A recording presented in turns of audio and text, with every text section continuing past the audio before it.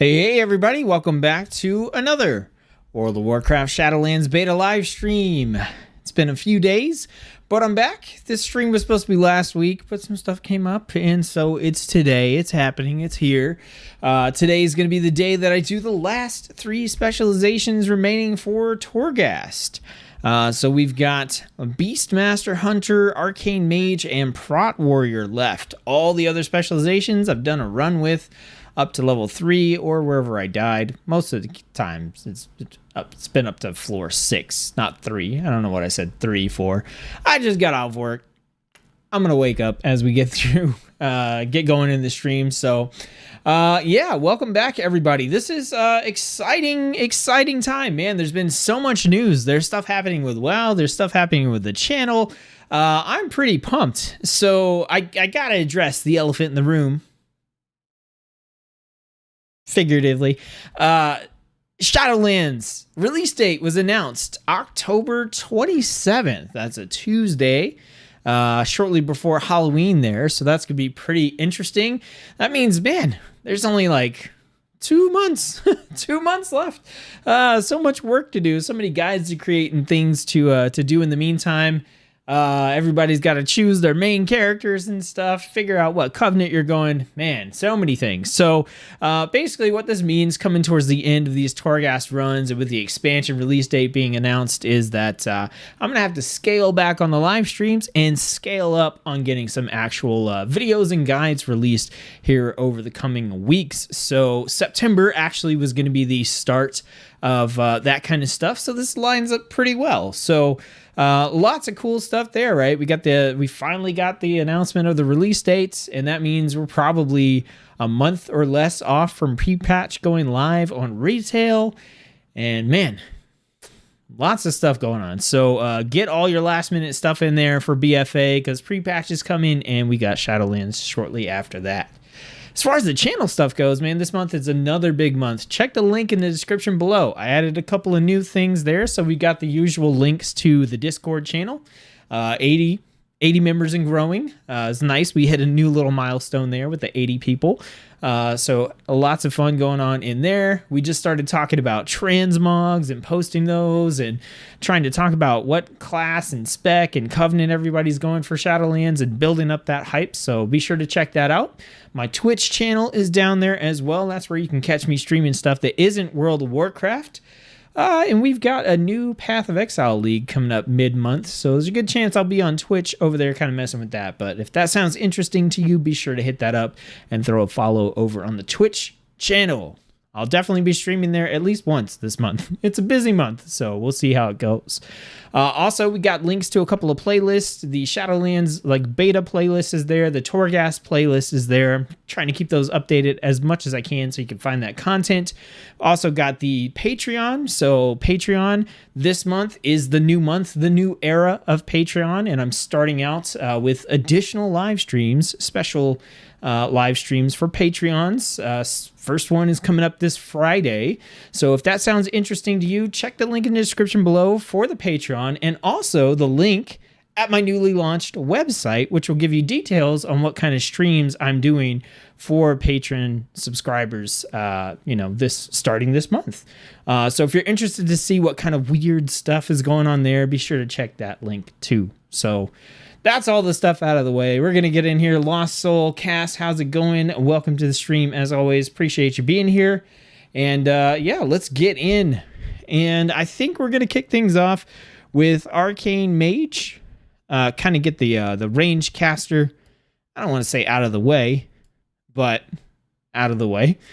So let's jump in. So like I said, we've got Arcane Mage.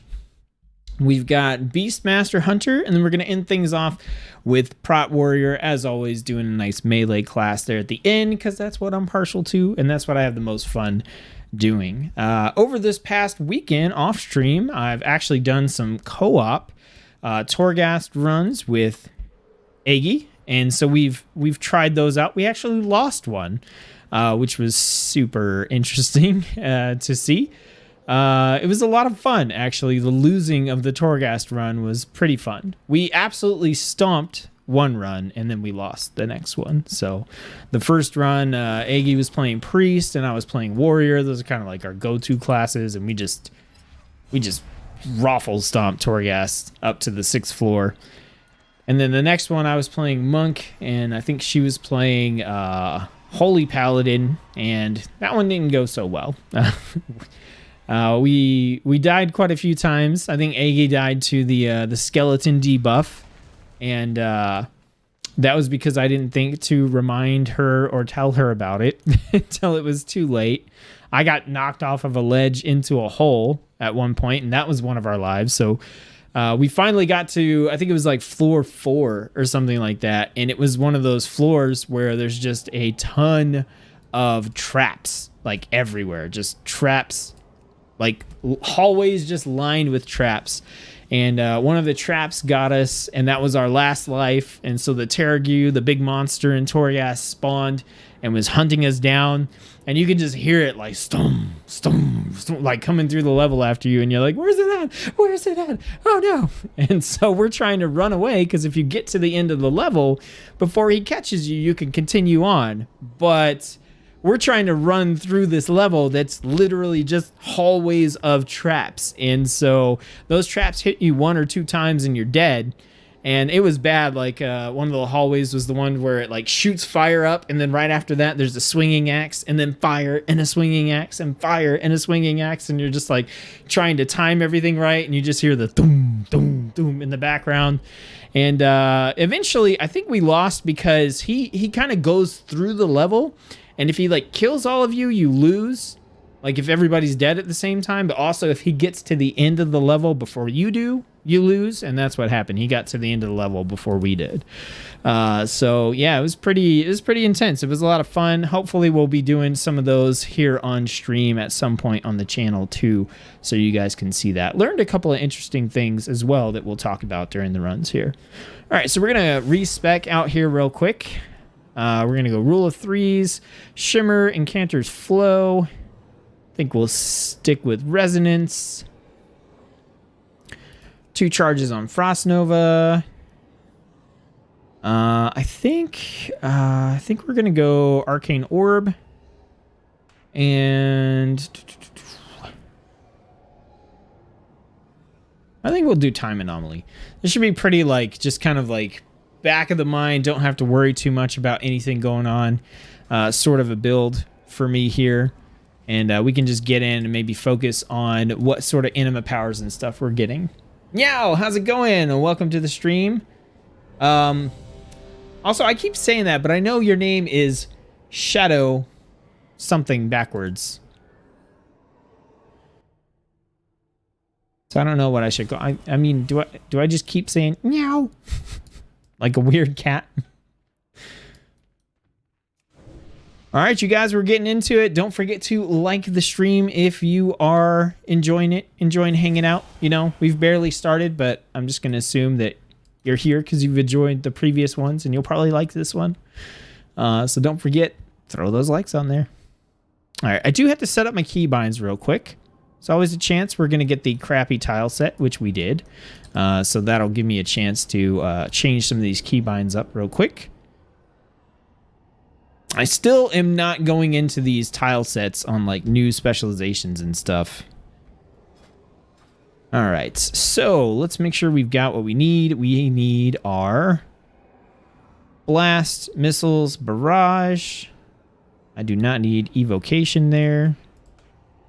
We're gonna want arcane explosion.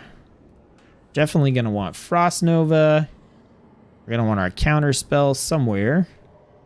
Fire blast should be on here as well. Not too worried about frostbolt unless we get an anima power for it. We got our polymorph. Yep, that all looks good. We do want alter time. This is a pretty sweet ability to have in here. And it looks like everything else that we need is already on the bar somewhere, so we can move it around as we need to. Emilio AAC, how is Destruction Warlock in Shadowlands? I think it's pretty good. There's not a lot of changes from Shadowland or from BFA to Shadowlands for Destruction Warlock. So if you like it the way it is, you're probably just gonna like it about the same, maybe a little bit more, because you know you're gonna have the Covenant ability that you choose, and the soul binds and stuff like that as well. Plus, legendaries are supposed to be a little bit more easily accessible. So, but yeah, in terms of like base level gameplay, not a lot of changes from BFA to Shadowlands. And we got the stupid tile set again. All right, I'm hopefully it doesn't keep giving me this.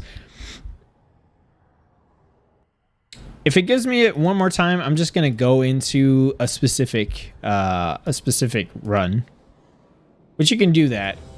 The one that I keep going into, this portal I keep going into, is like the randomly generated, never-ending one, but you can actually pick the ones that you want to go into, and there's like 2 different ones open every week. So you can see there's a portal here and a portal here. So if I get that tile set again going in the sort of random one, I'm just going to go into one of the other ones that I can pick by choice, because I don't want to keep resetting the tile set over and over again.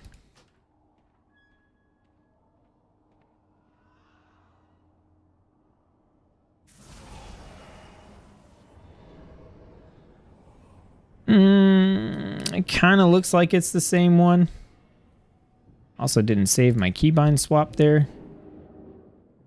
This is the, yeah, we're not doing the giant elites one. Okay, so we'll go back out and we'll just pick the one that we want. So it may be the case that the ones we have options from are just both on these tile sets this week.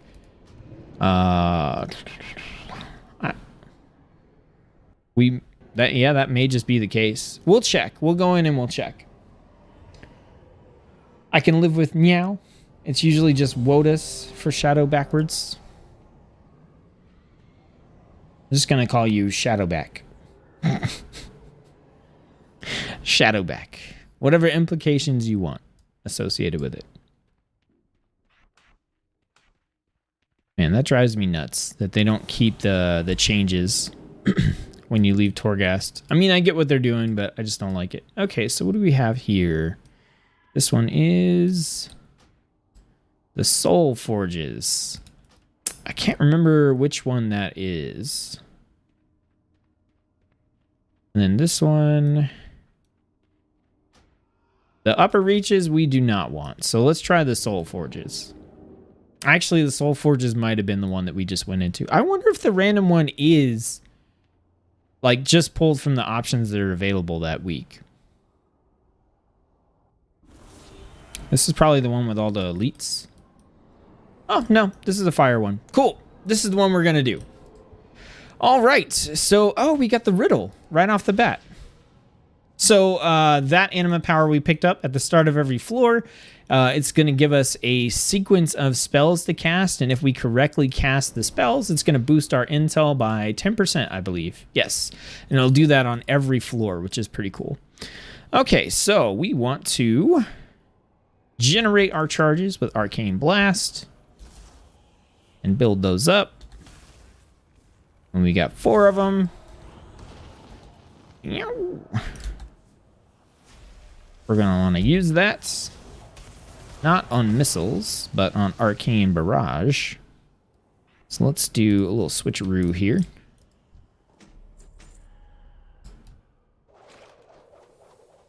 Alright. Got a Maw Rat.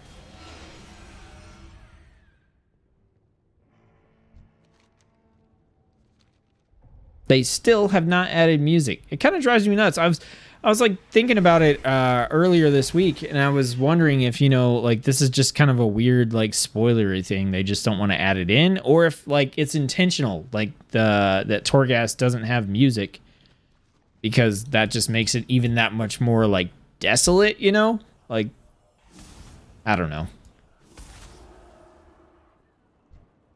Although I will say, like, especially when you're playing with another person and you just kind of get going on things, you don't even really notice because you just kind of roll through everything. I like how my cast bar is literally, like, right over my arcane like, charges. Like when casting something, I can't exactly see how many arcane charges I have. Oh, to have my add-ons back. To be able to use my own UI. I'm pretty excited. I've actually seen a few add-ons that have come out recently that I'm thinking about working into my UI and adding for Shadowlands. That's a video that I do want to make, but I don't think I'm going to be able to make it until after Shadowlands comes out because a lot of the add-on developers just don't have access to the beta, or even if they do, they're not updating their add-ons for the beta.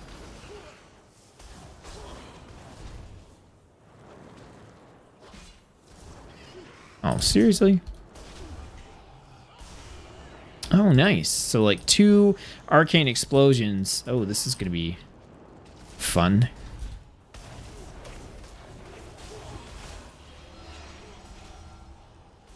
Man, I love having a spammy AoE on a mage. It's so, like an instant cast like that. Okay, cast time of Arcane Blast is reduced. Nice. That's like one of our main abilities we're using all the time.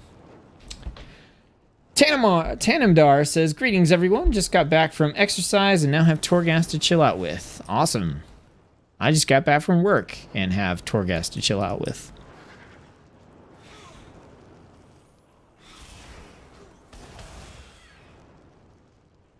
So someone was asking me last week on one of the streams, ouch, you know, if I was gonna get burnout on Torghast before the expansion came out, and my basic response was, you know, if I get burnout on Torghast this fast, then it's not doing its job, you know? Because Torghast is supposed to be something that you can just, like, if this is the kind of content you're into, you could just play it and play it and play it and play it and play it. And so far, that's pretty much been the case. I've replayed Torghast on a couple of classes, a couple of specializations.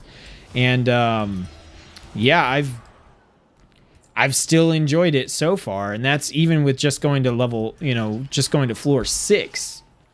And I know that, you know, the further along you get in these runs, the more insane like your builds are gonna get, and your anima power combinations are gonna get. And I think that just makes the runs more interesting, hopefully, as long as they don't get too easy. So, yeah, I'm still not super worried about getting burnt out on Torghast. Not to mention that I'm probably not going to be able to play it all that often anyway now. Now, here, I should probably use some of the cooldowns that I have. So, I've got this one here. Get some instant cast Arcane Blast in.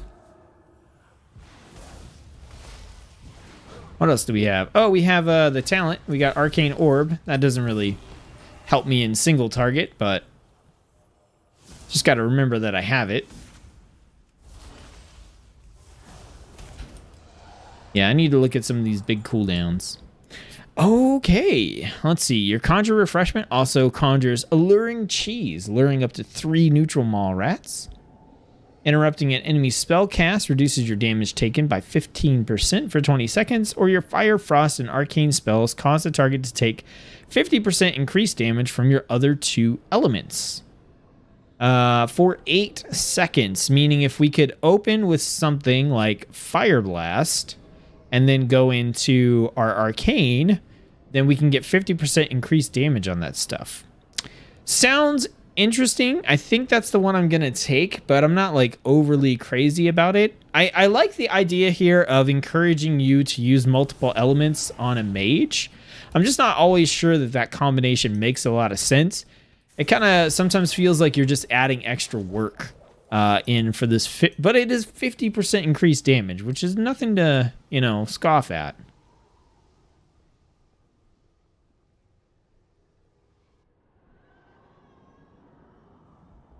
All right, so let's see. We are on floor 2. We have basically no anima. So hopefully we can get up to that like 300 that I like to be at by the time we get to the vendor floor on floor 3. All right, so let's see if we do like a... Well, you know what we could do is we could build up our charges, right? On one enemy. right? And then Fire Blast, and then spend all the charges. And just do a big chunk of damage. I kind of like that a little bit better. Instead of trying to, like, do the Fire Blast and then get a bunch of, like, boosted Arcane Blast. Just build up the Arcane Blast, throw a Fire Blast in there, and then hit somebody with the really strong Arcane Barrage that's boosted by 50%. I think maybe that's a better way to do it. Maybe, maybe not. The other thing is, I don't think we have anything, like, let's see, our Frost Nova does hit for 51 frost damage, so technically we could trigger that with a Frost Nova and then spam Arcane Explosion and AoE. I was trying to think, like, what's the best way to set that off? And it's okay if we do things out of order, I think, because we should still get the buff anyway. Oh, also we have our little puzzle that we have to do. So let's see what that is real quick. So we need to cast Arcane Explosion, Slow Fall, and Blink. Okay, so we need Arcane Explosion, Slow Fall, and Blink. Cool. So now we have the 10% increased intellect from doing our little memory puzzle there.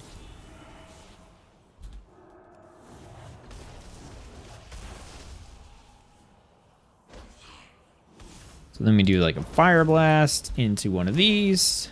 That's a solid 4,000 damage. Not too bad. I kind of want to do an AoE pull, but I feel like I'm going to end up in an AoE pull anyway, just because of how this room is laid out. So we're just going to start off with a normal one.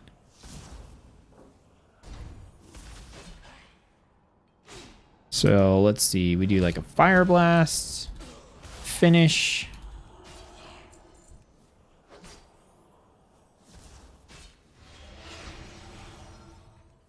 Okay, damage taken by fire and frost increase. So if we do frost, we just get the additional bonus. Okay, cool.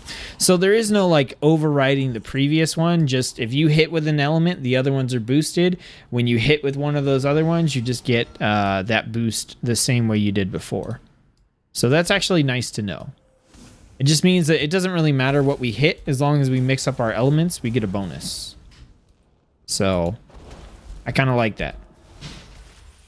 Ooh, 8,700 crit on the Arcane Blast there. That's pretty nice.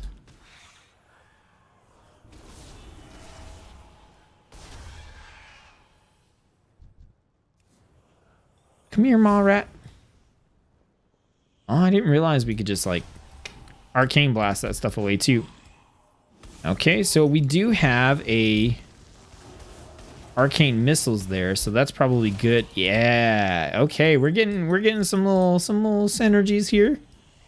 I'm digging it. So it's nice because we build up the arcane charges, right? Then we hit Fire Blast. We get a lot of value out of Arcane Missiles. And then we can go straight into that. And we probably want to put our shield up. This guy's doing Inner Flames. How about you stop that? No heals for you.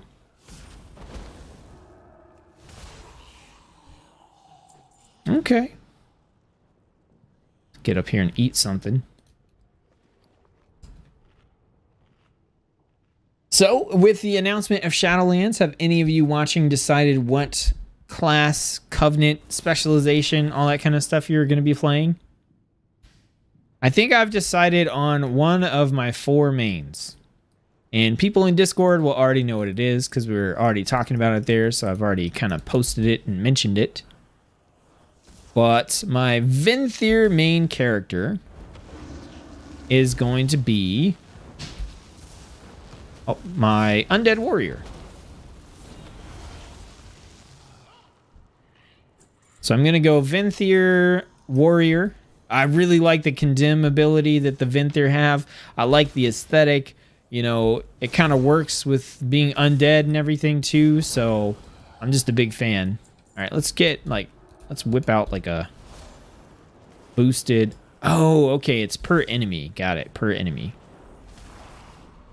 I was thinking I could just like, since I had used Fire Blast, I could switch over here. And since I had all the charges, I could get a good Arcane Barrage in. But it's enemy-based debuff when you hit them. It's not a buff to your damage. It's a debuff where they take increased damage.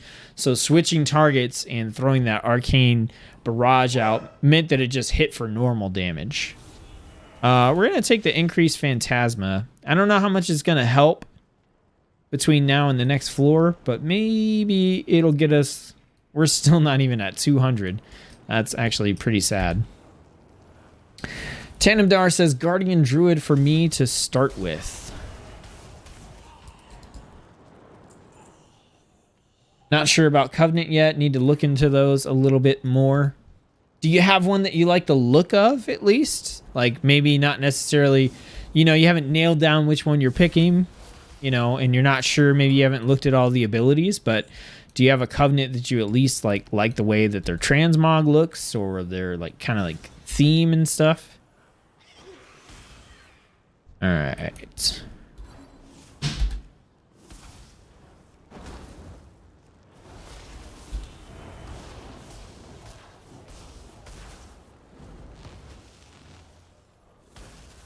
Man, I keep forgetting I have the orb. Oh no.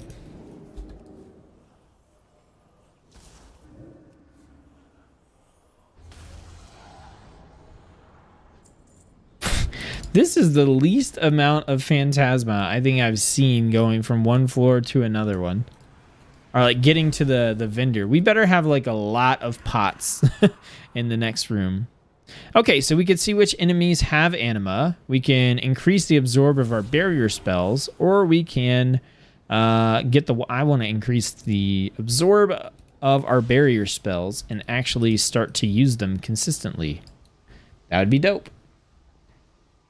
Meow says, I'm pretty set on Necrolord Beast Mastery Hunter. The Chakra Throw looks fun to me. It is my favorite Hunter ability so far in terms of the way that it looks and everything. Like, I really think it's awesome. Oh, there's my reminder that we need to do this puzzle. So what do we have? Frost Nova Blink, Conjure Refreshment, Arcane Intellect. Okay, so Frost Nova, Blink, Conjure Refreshment, and Arcane Intellect. There we go. We got our 10% bonus, so now we're up to 20, which is pretty nice. Man, there ain't diddly squat in here. We got no anima going into this. Man, that is rough. I really like the chakra. I'm considering going Necrolord on my hunter as well, because I like the death chakram. Okay, let's see. You will automatically cast invisibility when you die, hiding you from the jailer and preventing your death from being noticed. Or we could just get some Phantasma. I'm just going to take that. That seems better than the other two. All right, let's see what we get out of this one here. Okay, altar time's maximum duration is increased. Spells cast during altar time reduce the remaining cooldowns of any spells. Or when you can critically strike with a direct attack, an arcane bolt will also strike your target, dealing 1800 arcane damage. That seems kind of good. I think I want to take that one, but let's check the shop real quick. Oh, we got to open this up too. All right, so we have 345 anima. Reduced damage taken on interrupt. We got the radius of arcane explosion, flame strike, and blizzard increased by 4 yards. Polymorph duration, frost nova cooldown reduction, and then we've got some max health and shielding. So I'm actually just going to get these 2 plundered anima cells, because all that stuff sounds pretty boring to me, and I am looking for more interesting powers than that. So let's take the critical strike one here, and let's see what else we get. Your first arcane explosion on a floor deals an additional 850% damage. Or Watchful Lightfire defends you, dealing... this is kind of like... I want to use Arcane Explosion more than that.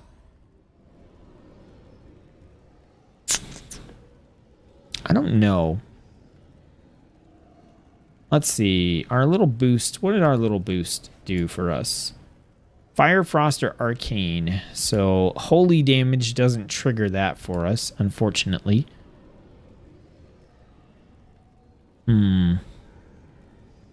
Let's take the Arcane Explosion one. And then Frost Nova cooldown reduction or increased Phantasma. We'll just, man, these are some boring anima powers we're getting on this run. We've had some interesting anima powers on some of the mage runs. These so far are kind of boring. But we'll get the increased anima because it looks like this is like a low anima run, and we're going to want to be able to buy some more powers when we get to the boss. Let's do a Fire Blast. All right. Oh, let's use our barrier, right? Absorbs quite a bit.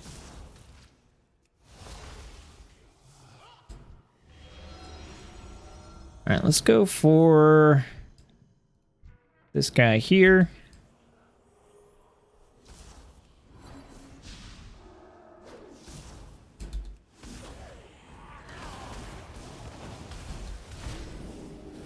Oh, we got a puzzle again. Forgot about that, didn't I? All right.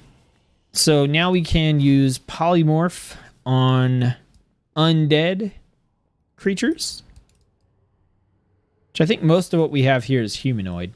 All right, what's our puzzle this time? We got Frost Nova, Arcane Intellect, Slow Fall. Frost Nova, Arcane Intellect, and Slow Fall again. All right, we're boosted another 10% intel there. Chain of Dar says, not really, doesn't have a covenant that really stands out visually. Just going to work my way through them and see what floats my boat. That's the kind of nice thing, I think, is that you don't necessarily have to have your covenant planned out and picked right from the start, because you have to play through the covenant storyline in order to choose a covenant in the first place. So you're not even going to get to pick a covenant until you've played through those storylines and you've had the opportunity to get to know the covenant and also to use their ability as well. So like, that's the thing. If you're wondering like, what covenant do I have to pick, and you know, all that kind of stuff, if you're stressing about it, just realize that, yeah, it's kind of fun to sit here and think about, you know, what covenant am I going to choose? But in reality, you're going to have to go through, on your first character, you're going to have to go through the entire leveling process in each of the zones with each of the covenants, and you're going to have to use that covenant ability and get to know the covenant and everything else before you actually make the decision about which one you want to do. So in reality, like, you're going to get to experience that covenant and play with that ability before you ever actually, you know, have to make that decision. Now, on your alts, you're kind of able to do that right from the get-go, as far as I've heard so far. So, you know, your second and third character, yeah, you might have to think about it a little bit, but for the rest of them, or for the first one, the initial one, it's kind of nice Blizzard has sort of taken that off the table for you, and you don't have to worry about it too much. And if you do happen to know what you're going to choose already, then, you know, that's great.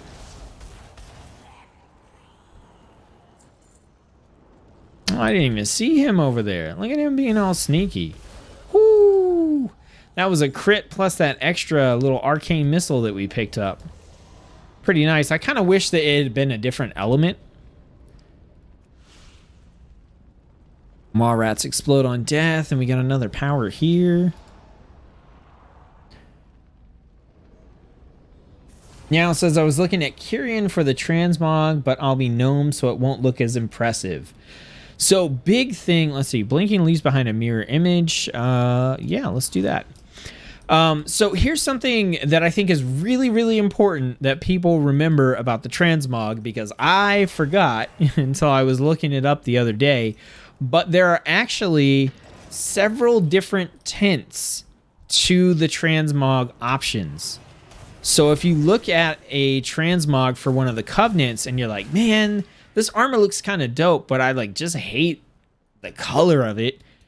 There's several different tints that you can actually get. So for example, the Kyrian, has all the like bright gold, white, bronze sort of armor, which may not be everybody's cup of tea. I know in a lot of cases it's not my cup of tea, but they have for like the plate armor, for example, they have a tint that's like really, really dark purple black with like a lighter purple accent, and it actually looks pretty sick. So I saw that and I was like, you know what? I like this armor a lot better in this tint than I do in the one that they show in the preview. So, that's just another layer on top of everything that we have to like consider and remember. But I think that's an important one to keep in mind is like, don't get too hung up on the color of the transmog. Like, take the time and make sure that you look at your options. Okay, so we got Arcane Explosion dealing damage to all enemies within 30 yards. So I think what we want to do here is just kind of like pull all this stuff like an idiot and then do our massive first time on the floor, huge Arcane Explosion and just kind of clean it up. You know what I mean? Like get rid of all that crap. That was actually, I'm glad that I had saved the Arcane Explosion, because with all those maw rats and stuff, that was the perfect opportunity to use it. Pure Tips says, what's up? Nothing much. What's going on? We're finishing off the last 3 runs here. After this stream, I will have done a run through Torghast up to the 6th floor on every single specialization in the game. Tanamdar thinks Necrolord is going to be the first one. I love the Necrolord plate set. Oh my goodness, it looks so cool. It's funny, the Necrolord actually doesn't have a lot of tints from what I was seeing. They kind of have like green, brown, gray, another brown, another gray. You know what I mean? Like all their stuff is still like very subdued in terms of palette, I guess. All right, we have a suppressor here. All right, what do we have? We got mirror image we could use, our orb.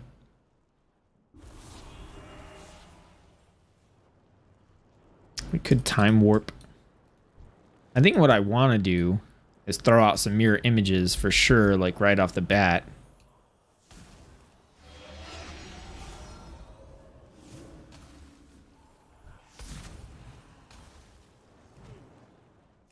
What? Cast on him! Come on, I didn't mean to change targets.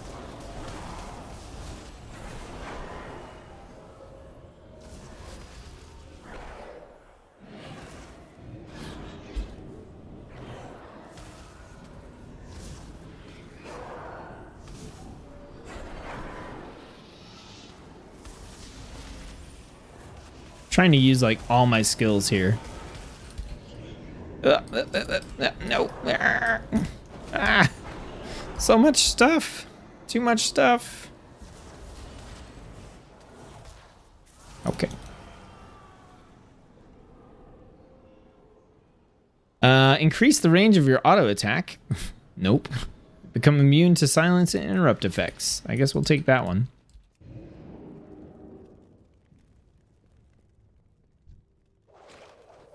I guess as Guardian, you don't have to care about their transmog as much, right? Yeah, I mean, I don't know. It depends on how much you run around as your not bear form, I suppose. Safino! What's up? Welcome to the stream. You and Pure Tips, and also Mona here. First time I've seen you guys in the stream, in the chat. Appreciate you tuning in and checking everything out.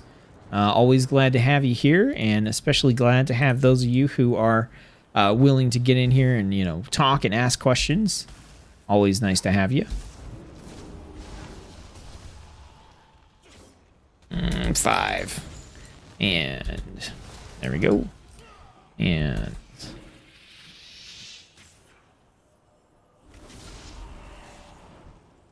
need to use my barrier more often. Still keep forgetting that I have it, even though I boosted it. I'm just always so focused on killing this stuff. All right, that's the exit, so we're going to go this way. Has anyone done Torghast with a priest? I have done Torghast with all 3 specializations of priest. And it is a blast. All 3 runs were pretty fun. I actually really enjoyed the Shadow Priest run, but they were all really good. There's a link to a playlist in the description below that has my other Torghast runs if you want to check it out. All right, so we got increased radius on our Arcane Explosion, and we have polymorph creatures regenerate health 75% more slowly, and the first 3 damaging attacks or spells that they receive do not break the effect. Okay, we're going to take that over the cheese option. I'm not especially thrilled about cheese in World of Warcraft anyway. I do like a nice cheese pizza. That's actually my Christmas tradition, is cheese pizza, Home Alone style. Hi, will Shadow Priest manage to get through Torghast? Yep, absolutely. Shadow Priest is a beast in Torghast. Definitely had a lot of fun on that run.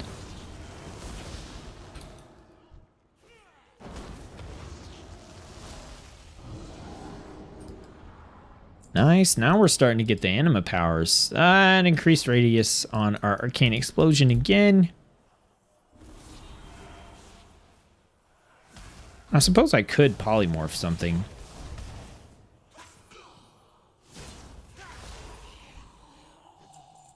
And, you know, use my barrier. Let's see. Really? How do I not have range indicators on polymorph? What's up, dude? Oh, we pulled 3 of them. Interesting.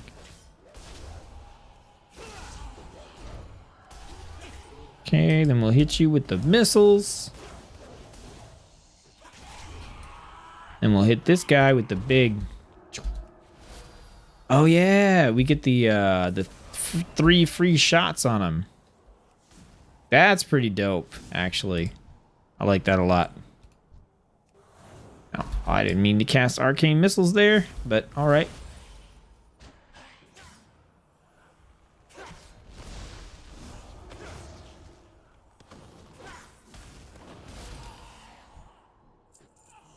Okay, we got a new Torghast power. That's cool.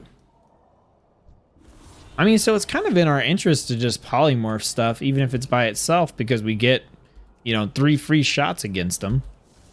They do regen some of the health, but not a lot.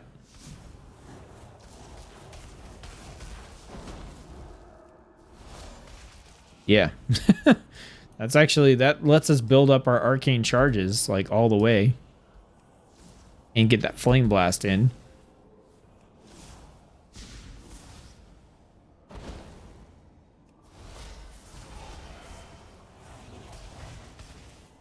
Yeah, totally worth it. Okay, let's recast our barrier. Let's jump in here and... Whoo! Man, for that to take out those larger maw rats is actually a pretty big deal. Yeah, if you're interested in Shadow Priest, man, the new stuff they've done with Shadow Priest, I enjoyed a lot. All right, what do we got? 300 Phantasma. I will take it. I think we get 50% extra. Yep, so we got 450. And then we got more. Oh, the maw rats explode on death. That's what happened there. Okay, so we killed the smaller maw rats, and the combined explosions from all of them is what killed the bigger ones. It wasn't just our arcane explosion on its own, which makes more sense now.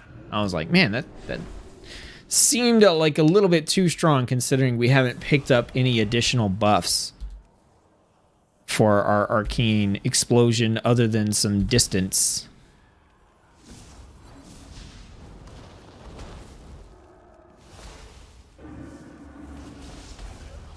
Whoa, he just got roasted. Okay, Phantasma, attacking heals, looting Phantasma. Let's do... I don't know if I want to take more Phantasma because this is going to be enough to cover everything we could buy at the next vendor. So I think I'm going to take this, just one stack of that, so that we can heal when we hit something new. That just kind of helps us to sustain between enemies and between rooms. I won't have to stop to like heal as much. Well, that's great. Okay. I just had to use my Arcane Explosion there. I had a little bug with my keybinds, with my keyboard, basically. Kept running me forward. But that's okay. We'll do all right. We'll get through the rest of it. Most of the time when I want to use that Arcane Explosion is because we're going to have a bunch of maw rats anyway. All right, let's see what our little puzzle is. We've got Conjure Refreshment, Slow Fall, and Blink. Okay, so let's Conjure Refreshment. Slow fall, and blink. All right, so we're up to a 40% increased intellect. Very nice, very nice. I'm going to be a little reckless, and I'm just going to run up in here, and we're going to grab these wards as well. Say, come on, guys. That's what I wanted. We had to get that maw rat explosion. That's really what that was. Once we killed those maw rats, it was just a chain reaction to everything dying.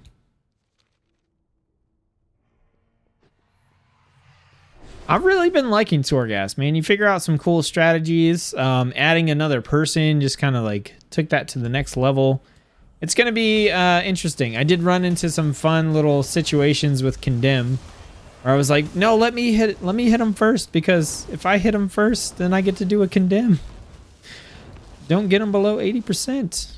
Okay, yeah, we're not going to be healing. All right, chill out. Hey, this is the kind of room that I got knocked into a hole on. Actually, do we have any maw rats around? Ooh, we have a rare spawn over there. Yeah, let's just pull them back. Let's get our barrier going. Leroy! Yeah, that's basically what that was. Okay, let's polymorph one.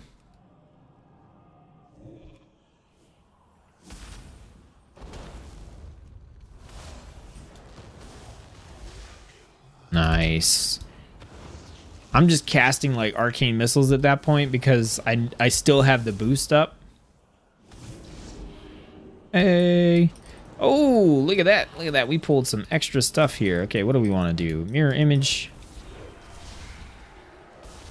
That's gonna mess with our sheep, but that's okay, because he'll come out of sheep. We'll do a nice little fire blast. Yo, we're cleaning houses, Arcane. Like, man, this one anima power here with the additional 50% damage is doing some pretty good work for us, actually.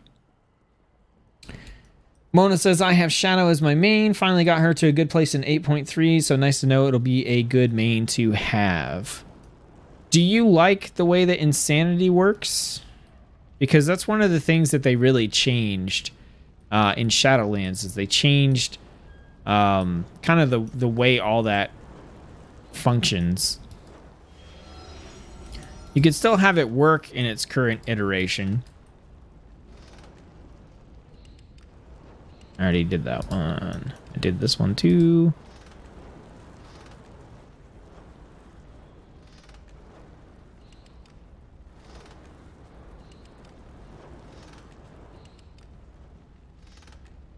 Let's try that one, There we go. I never actually really know what I'm doing when I do these. I just kind of like click in an order. The damage of Arcane Blast, Firebolt, and Frostbolt is increased by 2,000% when you cast it while invisible. I got this on the last mage run, and it did not work the way that I thought it would work, and so we kind of wasted it on the boss, but we can actually go ahead and use it on this rare spawn over here. Now that I kind of know the trick to it. You need to be in combat first and then cast Invis and then come out and what was it? Arcane Blast? Yeah, Arcane Blast. Okay. All right, and then we're gonna hit here. Let's just do some missiles. Easy enough.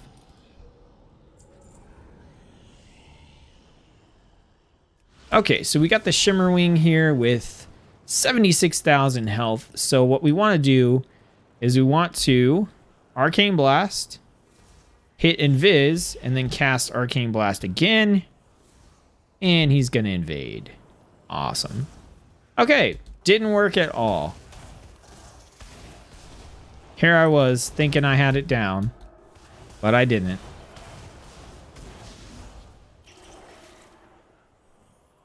This is going to be one annoying thing to kill. All right, let's do...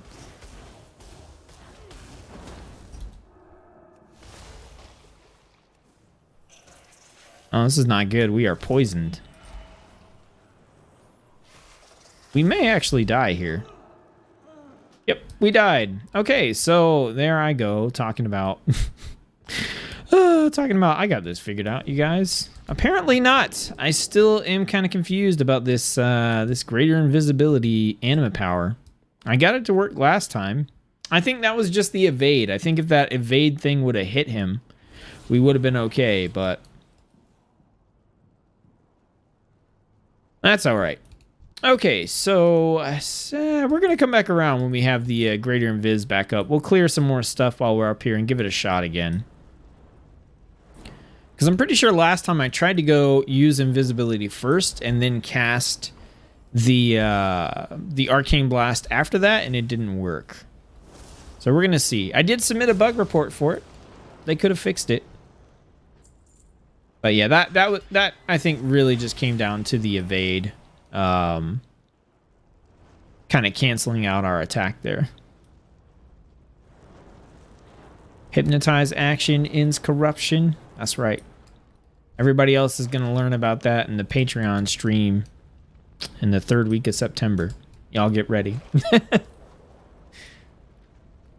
Sometimes the race against insanity is a good thing and sometimes not. Looking forward to having another way to play her too.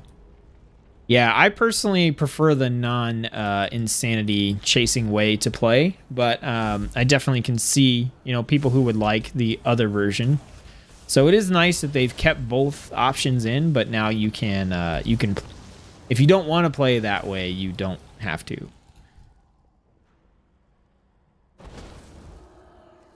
All right, we've got our Greater Invis back up, so... I mean, we're going to try this. Like I said, it didn't work last time I tried to do this, but basically, if we go Invis, then we cast Arcane Blasts. Okay, it actually worked that time. That's what we want to do to the final boss as well. Or not the final boss, but the boss that we have coming up next. So 15% increased mastery, or your attacks have a chance to create a cloud of irritant near your target for 12 seconds. Enemies caught within have their damage done reduced by 40%. Now, mastery is very, very, very good, but this sounds interesting. So I'm going to pick the interesting one because we're just in beta where everything's made up and the points don't matter. And we'll take the stuff that looks fun. I was trying to come up with slogans and stuff because, you know, if you want to be successful on YouTube, you got to sell t-shirts. I think that's in the handbook, like the YouTuber handbook. So I was trying to think, like, what could I put on a t-shirt? I've already got the I'm with stupid, but spelled with the T at the front. That's the Aggie t-shirt that you can pick up. No, I don't have any t-shirts, but I was just kind of like just messing around, just thinking about, you know, ideas for them. And I don't know. I think I kind of want to do like fun is meta as like one of the slogans. I feel like that's a good slogan for my channel. Cuz that's what I think, you know. Obviously there's a competitive meta and blah blah blah, but like for me it really just comes down to, for me whatever is fun is what's meta. Come back, Mawrat. I need you. Come back. There we go.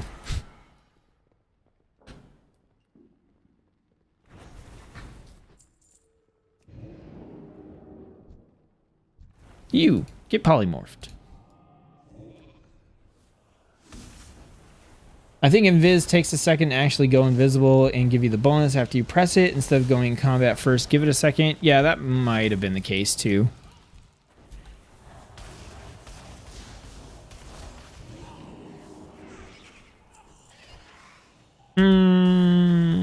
We're good, Mallrat. I don't think I need you. Oh! I do not have charges of Shimmer up. You know, I'm just gonna wait. I don't want to die.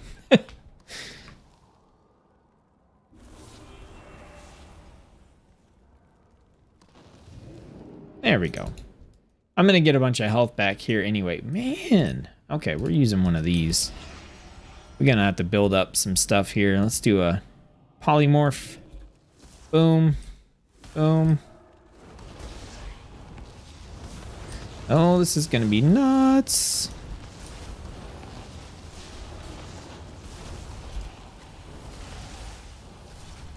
All right. Let's do a fire blast into an arcane missiles.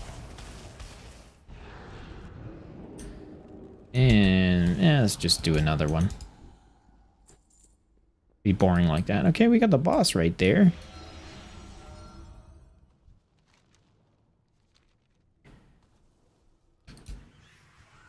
I forgot shadow form again for a t-shirt. Yeah, I hope you're laughing at the I'm with stupid thing. Ooh, this looks like another fun one. You know what? I want to try it. Like, let's just go. Let's go. Okay, we're gonna Frost Nova into Arcane Explosion for the increased damage. Yeah, and the Mallrats exploded. That was a good combo.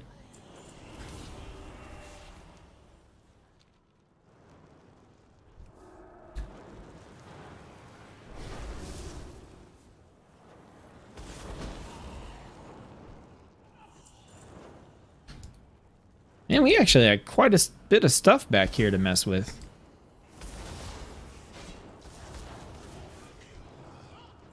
Hopefully we get at least 2 anima powers out of all this. It looks like we might have the potential. I don't see any out there, but maybe.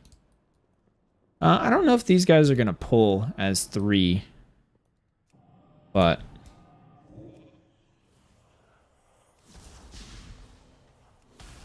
Wow, that was a lot of damage.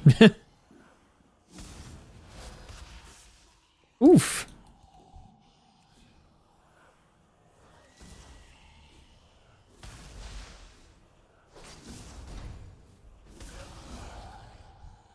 Let's go here.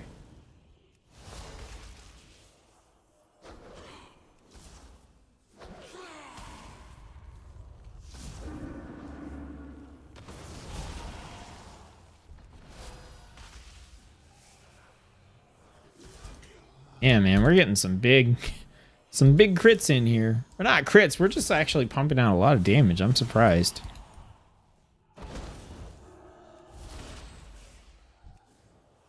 Are we gonna clear this whole room before polymorph is up? Yeah, I think we are. Okay. Wow, that's pretty impressive, man. That was a super chill clearing of the room. Like, we didn't just run in and murder everything, but man, that was really smooth. A buttery arcane build. And I'm still not even using my freaking arcane orb. Come here, Mallrats.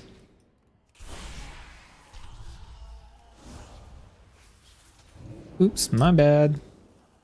Actually, let's just do this into one of those. Very nice.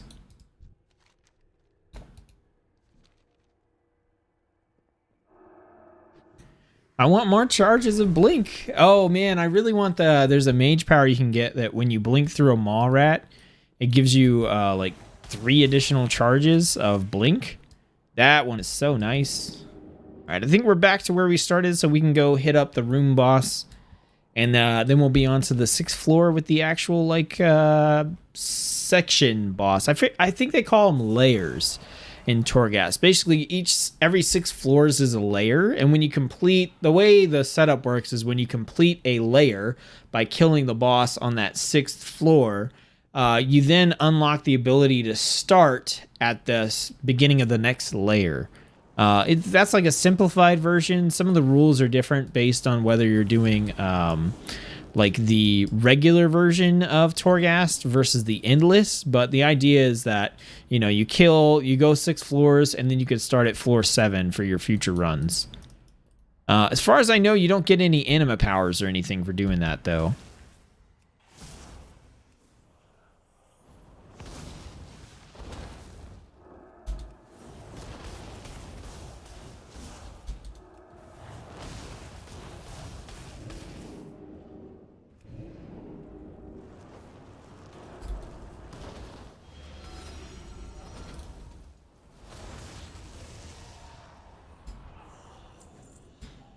Okay, Phantasma Urn, Phantasma, Polymorph duration increased.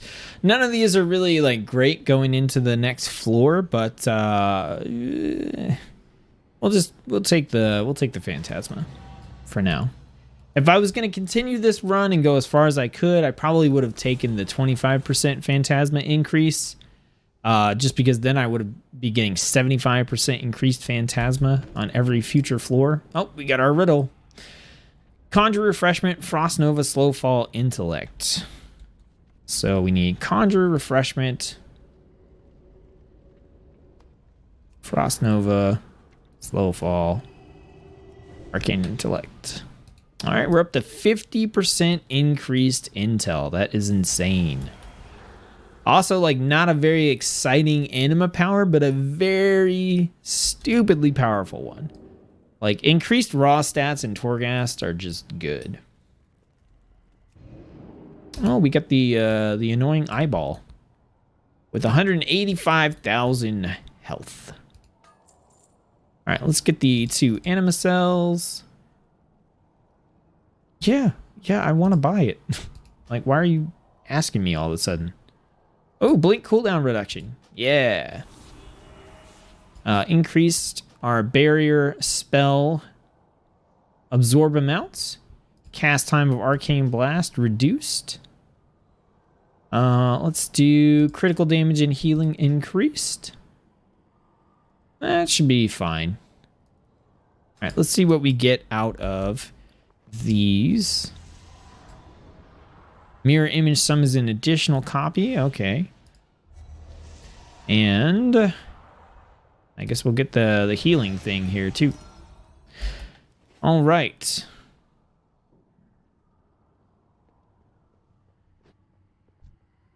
So we want to go invis. Give it a second. Arcane Blast. I mean, it hit pretty hard, but man, this dude just has a lot of health. All right, we're gonna try to keep this stuff going as long as possible. Keep our barrier up as much as we can. He's gonna do that beam. It's gonna put us in the lava. I'm not sure. Oh, nice. Alter time definitely saved us right there. That is super annoying. I genuinely hate that beam.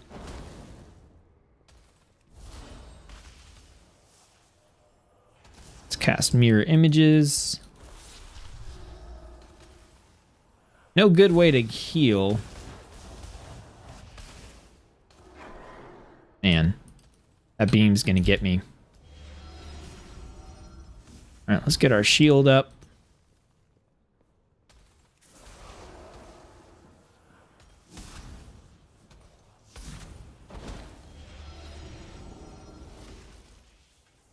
We almost have alter time again. Nope. There we go. Okay, so as long as we don't die, we're okay. Oh, got that. Oh, not the beam. Bring it. Blink through. We should be safe.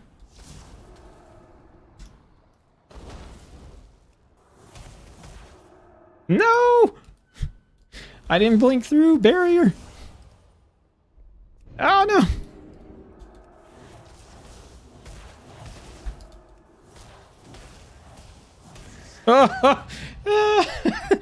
Oh man, I didn't think I was gonna get that one. I feel like that probably shouldn't be as big of a struggle as I made it, but that was so close. I didn't use my time warp or anything there, which I should have. What? There's no anima power. Oh, that's totally a bug unless they took it away. I'm gonna report that. Let's see. Just beat the boss on the 6th floor. Now, I imagine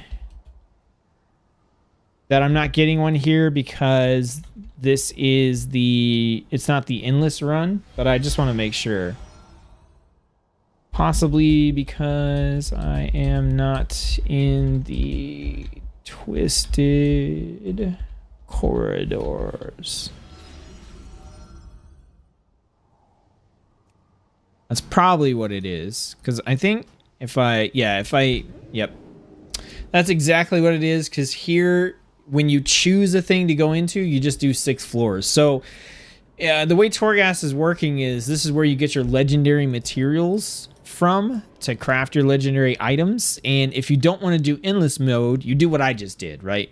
You go in, you do your 6 floors, and you might have to do that 2 or 3 times a week or something like that. And, it takes roughly an hour or less if you're soloing it, depending on the anima powers you get and the specialization that you're playing. And then you could just be done with it for the week. But if you actively want to play Torghast, then you go in the Twisted Corridors, which is where I was trying to go initially. And then you go 6 floors and you can keep on going beyond that. And that's why they normally have that extra anima power there.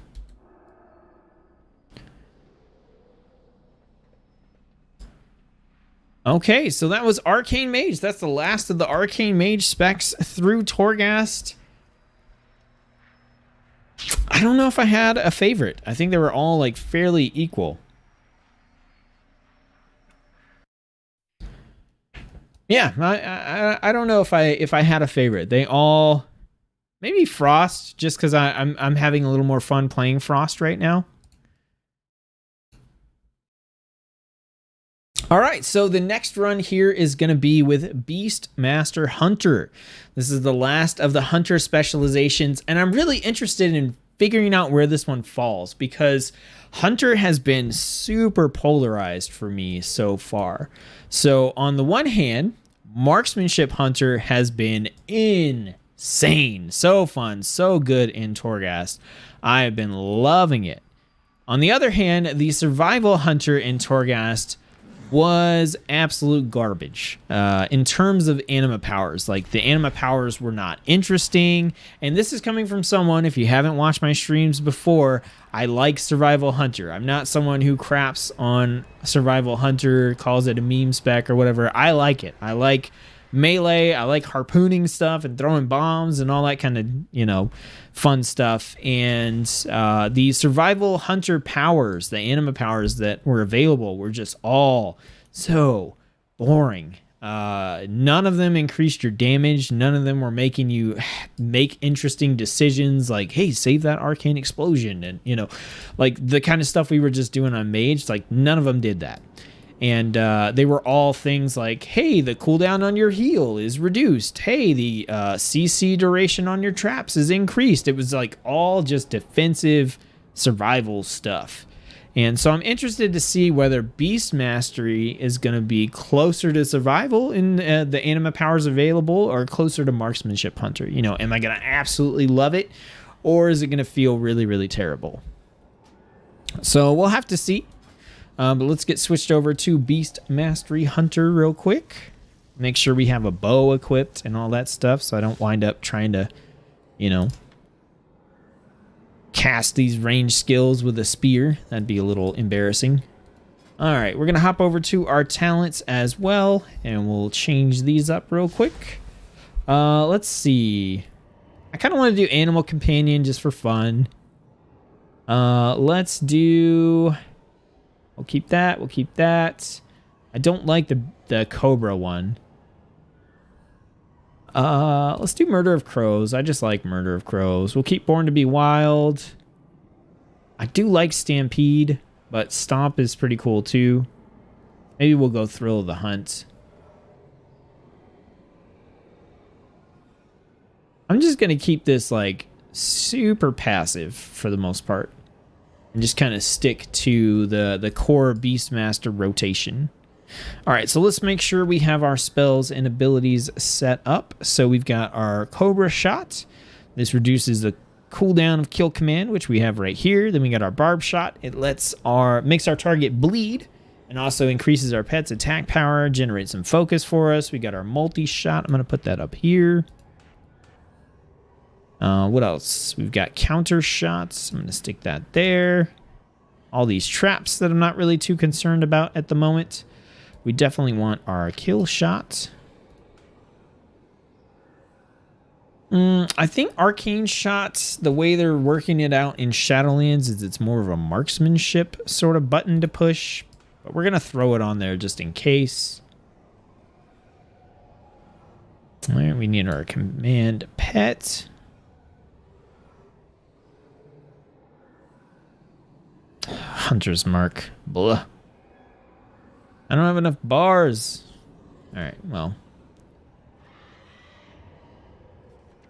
We have all of our Beast Mastery stuff going. So this is looking okay to me. Oh, Cobra Shot. That's on there twice. That would make sense. All right, what else? What else? I think that's all I'm worried about at the moment. All right, let's go in. Maybe we can get a tile set in the endless mode and check that out.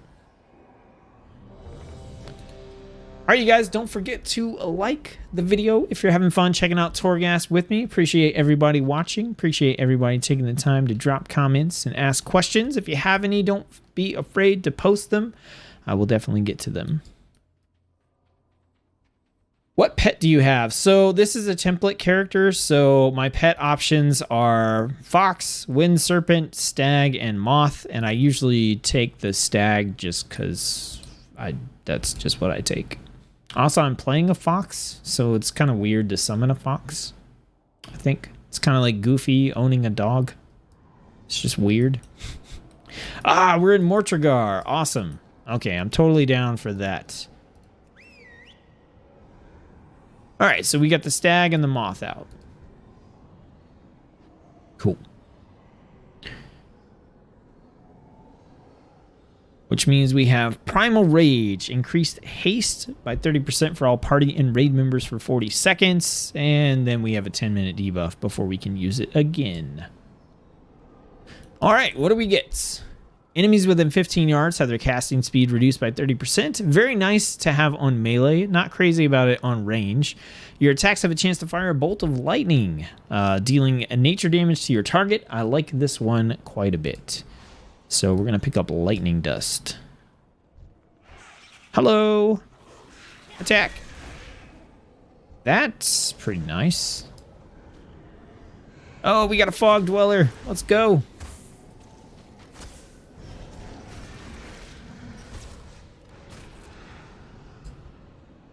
Nice. Do some pretty decent damage here. Okay, so Kill Command.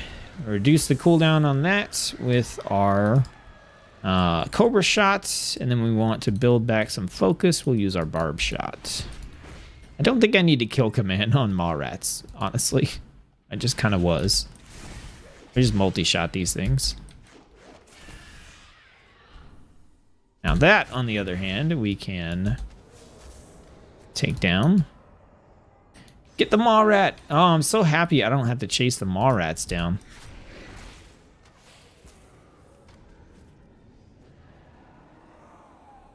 Duration of Bestial Wrath is increased by 20%. So that's our little rage pump that we're going to use here against bosses and tough enemies.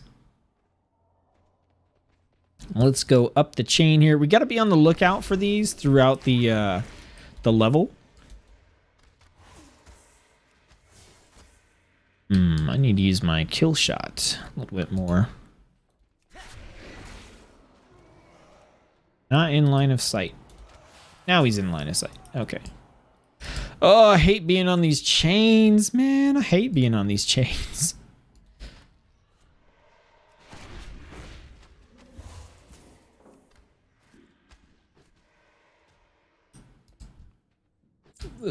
I've fallen off these chains a couple times.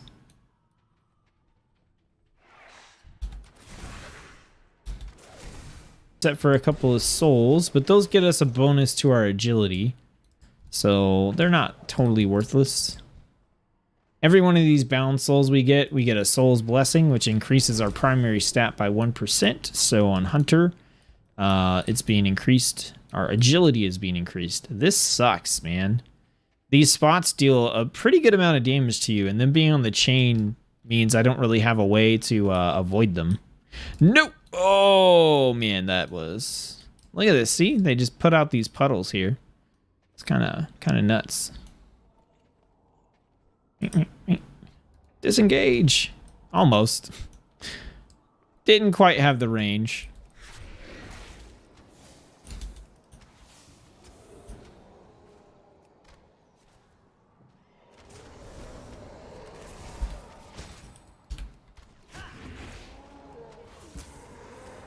Man, that guy has got a lot of health. 26,000. Yeah, that's actually quite a bit.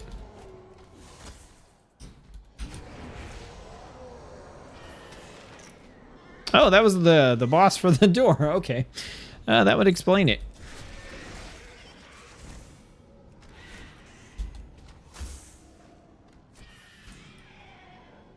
We need to get this anima power before this pool gets bigger.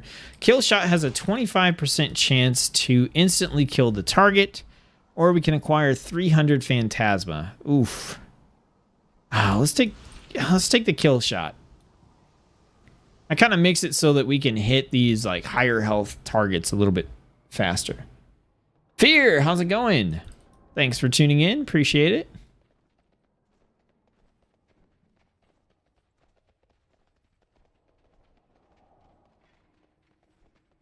More rat.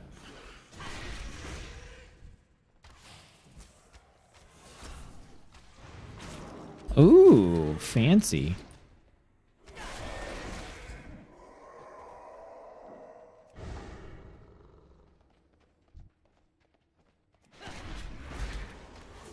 Nice. Look at those lightning strikes, man.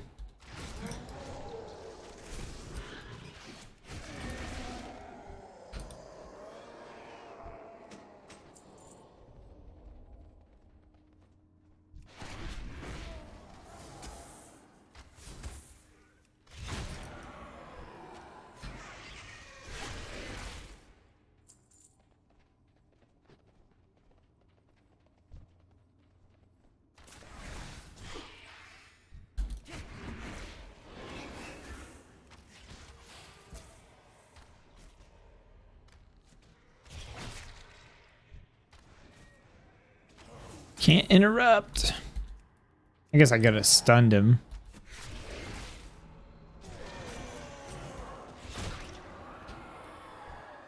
Not too bad. Just figured drop in for a few before I get back to leveling my mage. What level's the mage at now? It was like 116, I think, the last time. That's a pretty cool teleport animation, actually.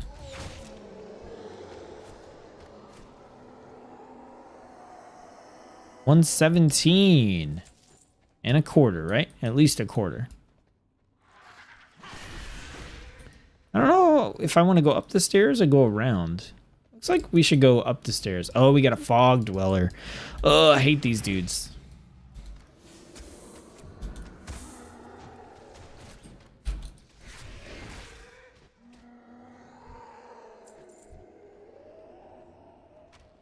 All right, we're gonna get a little crazy with the pulls.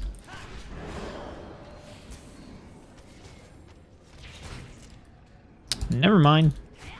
Turns out we didn't actually pull a bunch of extras. Oh, really? You're just gonna attack me like that, huh? Didn't mean to open my bags.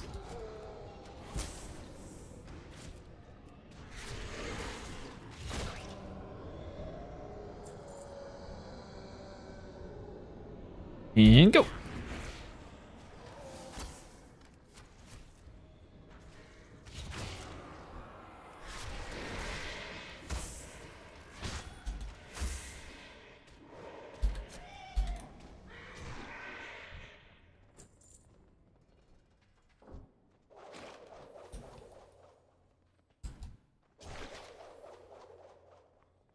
Oh, we got an anima power. Give me something interesting.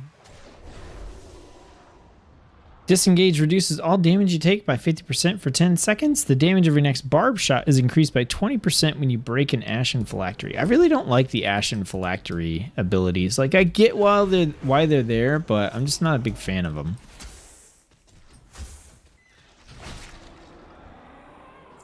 I love Kill Shot, though, man. I love having this. And it's on all specializations. It's just great.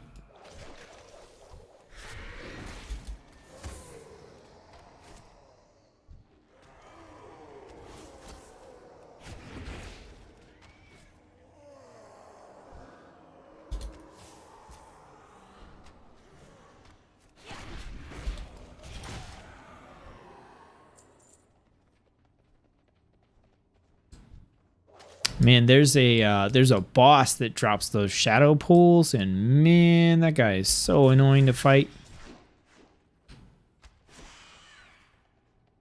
Oh, we got. Whoa! I don't like the way that's looking, if I'm being honest. Is it even worth going? I mean.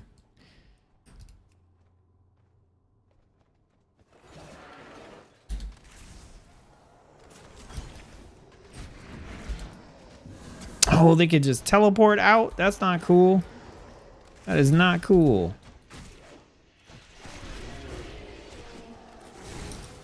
Boost. Let's go. Kill shot. Oh no. Gotta patrol. Oh, they found us. Okay.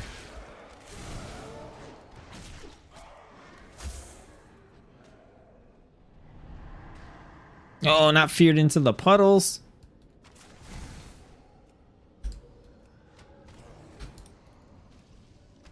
I have no pets, so I can't kill command. Of course, that would make sense. I only have this like secondary pet. My pet is dead. I know my pet is dead. I'm sad about it. They're sad about it. Poor stag. Kill shot damage increased by 20%. I don't know how valuable that is when I have a 25% chance to just kill whatever I want. Or whatever I hit with it. Tandar says, haha, glad I'm not the only person who opens bags or maps while fighting. Well, for me, I'm getting used to this Razor Tartarus that I bought.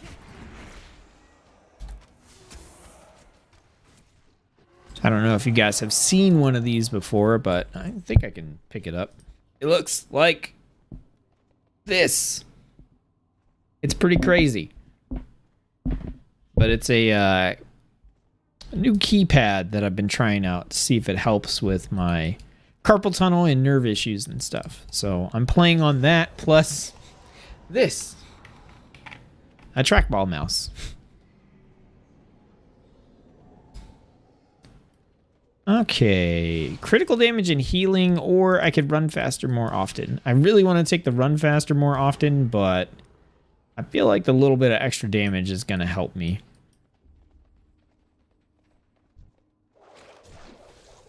Definitely should have used exhilaration during those fights and gotten that healing in for my pet. That probably would have made the difference.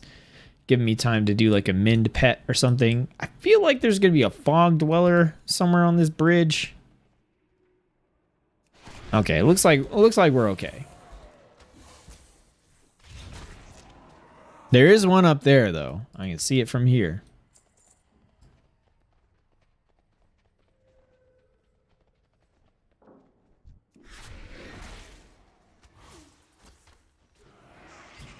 Nice. Okay, let's get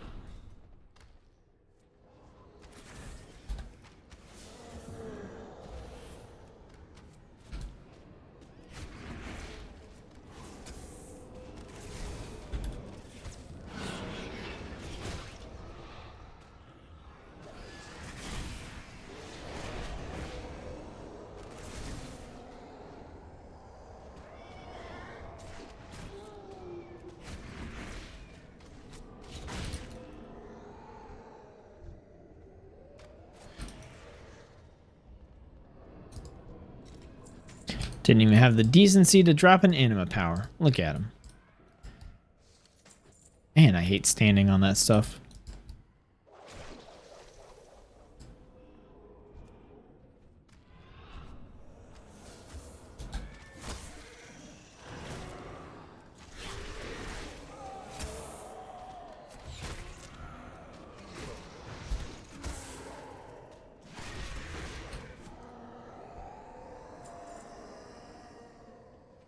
All right, man. Have a good one. Best of luck on leveling your mage. Keep it going. You can do it.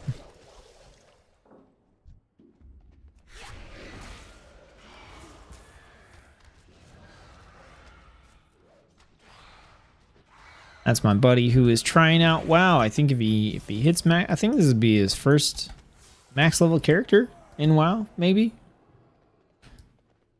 Definitely be the first max level BFA character.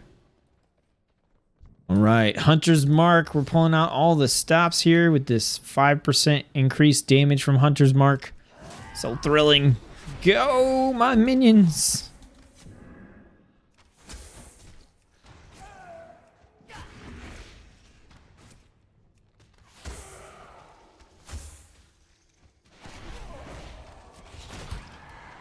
Nice. Okay, gain the Killer Instinct talent, or Ashen Phylacteries have a 10% chance to contain petrified pet food when destroyed. Consuming the petrified pet food will increase your pet size by 100% and damage by 20% for 15 seconds. Or we can gain the Killer Instinct talent, which Kill Command deals 50% increased damage against enemies below 35% health, but we have our Kill Shot for below 20% health. So I kind of want to, like, let's take the pet food just for fun. The unicorn loves to friend people to death. So does the moth. It's like Mothra from Godzilla. Have you guys seen the most recent Godzilla movie? I thought it was pretty fun. Pretty cool. Okay, we're on the shop floor with not quite 300 anima, so hopefully we get a little bit more. All right, we do have some souls. I'm kind of confused. Like, is that the exit? What is that? I have not seen that before.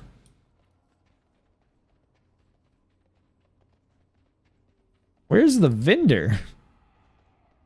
Oh, maybe it's a portal to a different platform or something. Oh. Requires coil of rope. I have never encountered this before. Okay, what is... Oh, this is the pet food. Oh, okay. Look at my giant stag. Okay, so this is something totally new for me. That definitely looks like a portal.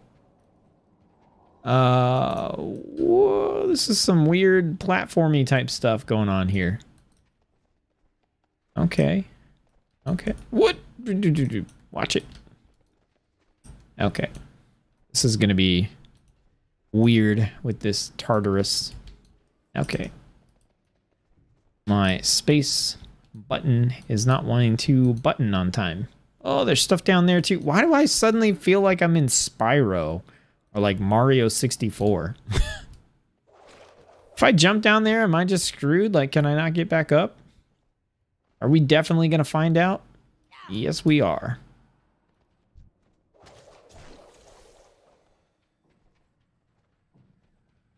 Oh, look, it's the coil of rope. I found it. Well, this is just neat. There's a hook. Okay, I was like, there's got to be a hook somewhere. That took a long time. I've never seen... I've done... This is like my, like, 40-something-ish Torghast run, and I've never seen this.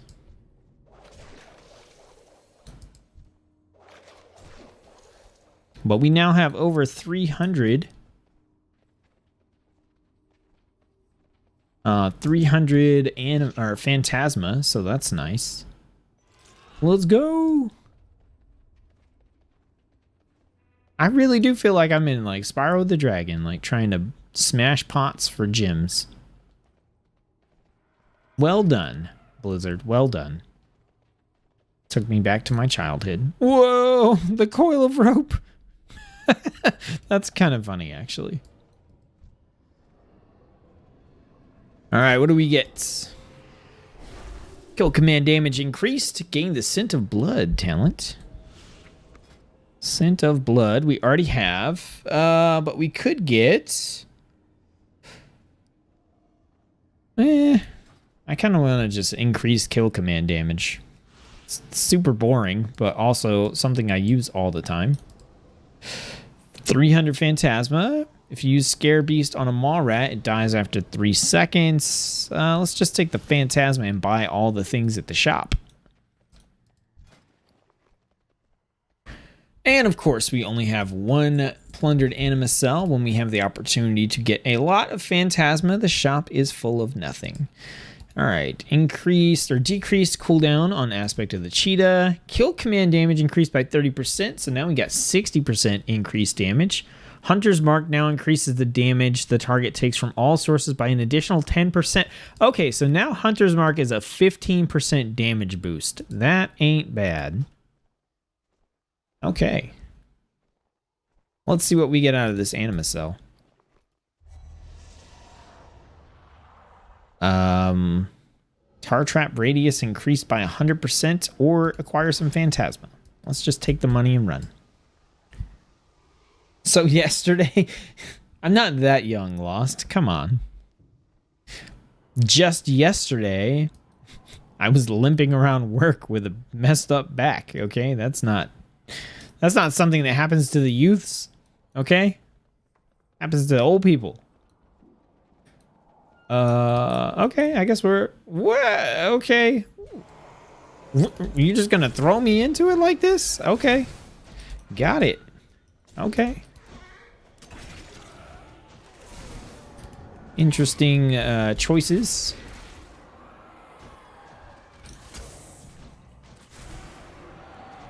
Heal, Stag. Heal. Gotta get used to this tab targeting.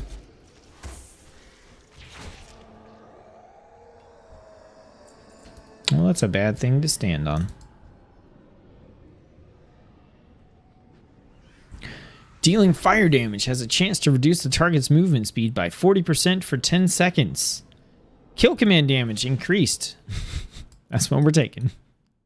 Super boring, but super effective. Hey, guess what? Kill command damage increased by 90%. And you dead.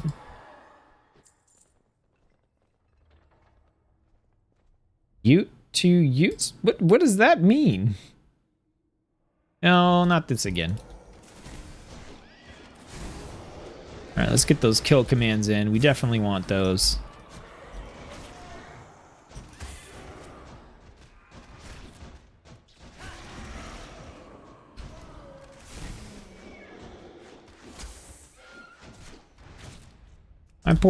My poor stag is gonna die again because I'm a noob. And I can't tab target, apparently. My abilities are not selecting new targets for me, which is unfortunate.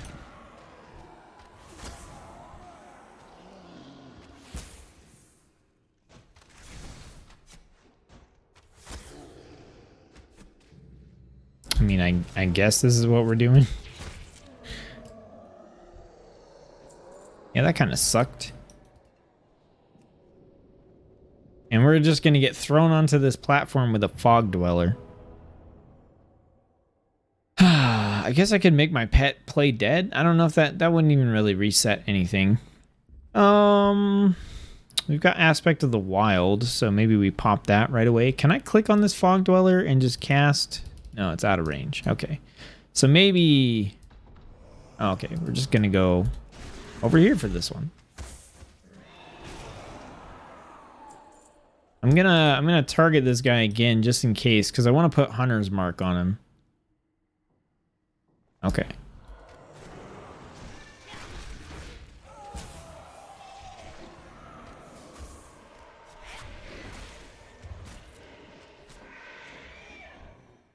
All right, I got my cooldowns ready. I've seen My Cousin Vinny, but not enough times to know quotes from it. Mikhail says, can Draenei have long beards in Shadowlands? I really want to make a Draenei priest that looks like Velen. I don't know. I know they do have new options for stuff, but I can't remember what they are. I can take a look, though, in between runs. Draenei in particular have, not Lightforged Draenei, but regular Draenei have new customization options.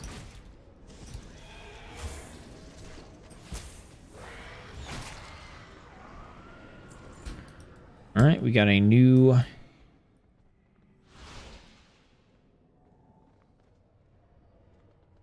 Anima Power, more cooldown reduction on aspect of the cheetah. Exhilaration cooldown reduced by 20 seconds. I will take that. And of course they made it so I can't target the Fog Dweller. We got him. Hunter's Mark, let's go. Let's just try to focus on taking him down first.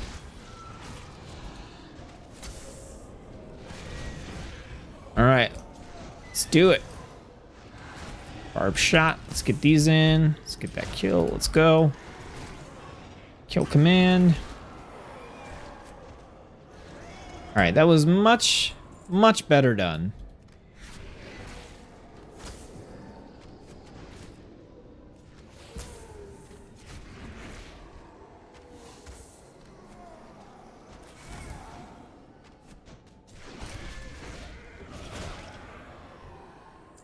Yeah, way better done. Let's go for Phantasma. It's kind of cool. I like the teleportation thingamajigs. Instead of youths, you say utes. Oh, gotcha. Okay, I guess. Don't hurt me, Cass.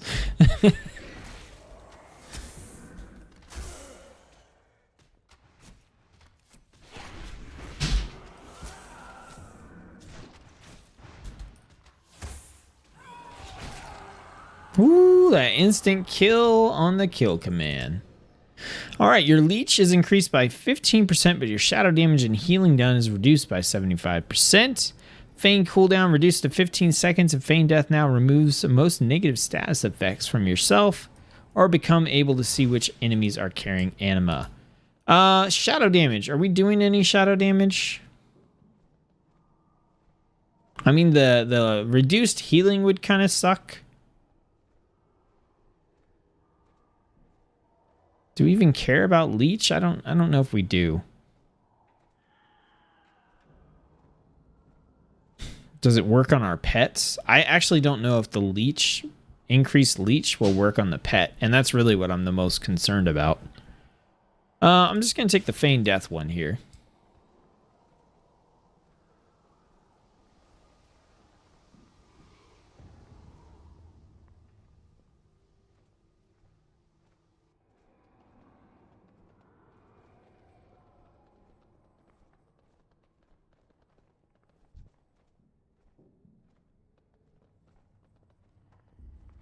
All right, floor 4, 5. Floor 5. Man, that's a lot of stuff.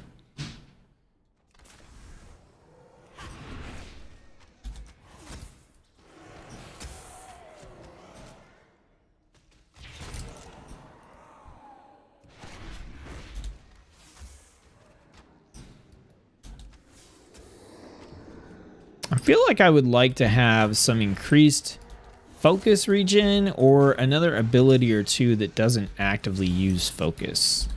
Oh, man. I am so dumb. Oh, I did not get Murder of Crows. Okay, I was like, I'm pretty sure I got Murder of Crows and I don't have it on my bar, but no, I didn't pick it up. I feel like Murder of Crows would be a little nice thing to have here. All right, let's do the Fog Dweller.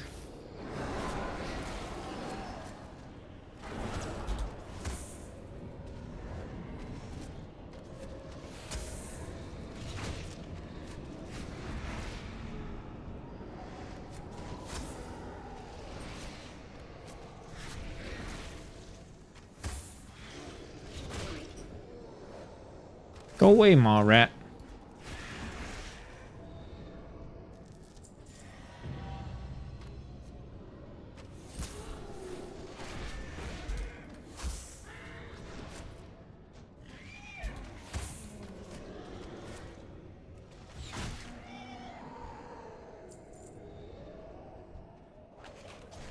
Yeah, I think I would definitely come into Torghast with a different talent build on Beastmaster. It doesn't feel bad, but it's kind of, at least with the anima powers I've picked up so far, it's kind of, I don't know if boring is the right word. Maybe it is. It feels like I would like to have, personally, I would like to have more buttons. More things going on, I guess.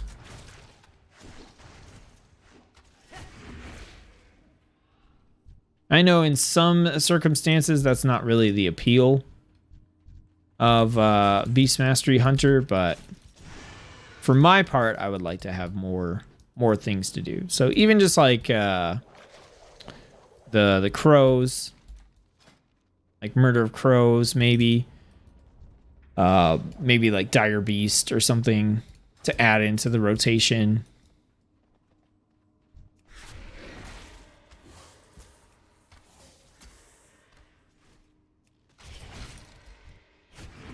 Also, I mean, it might be a focus gen thing as well, in the fact that like I'm jumping from enemy to enemy pretty quickly, so there's not a lot of like focus recovery time either, since I am like killing things relatively quickly, and it's not like sitting here, you know, spamming on a boss that has a lot of health and just getting into a rotation. I'm having to spend a lot of resources on the sort of like initial attack for every single enemy, in order to get a pretty good kill time going anyway.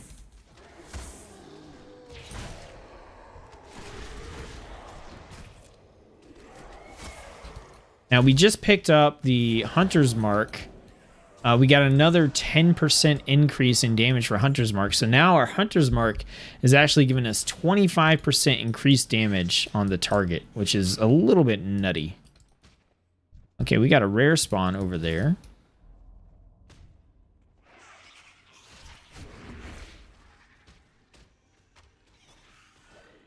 See if we can take care of these.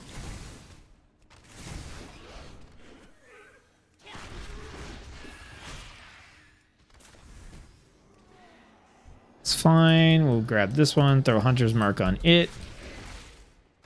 Whoo, bunch of lightning strikes there.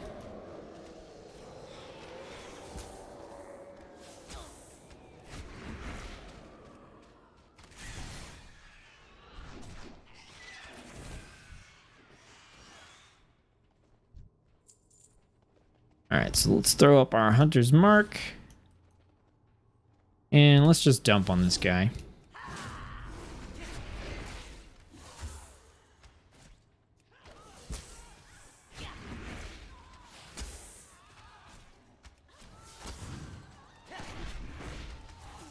Not too worried about being rooted.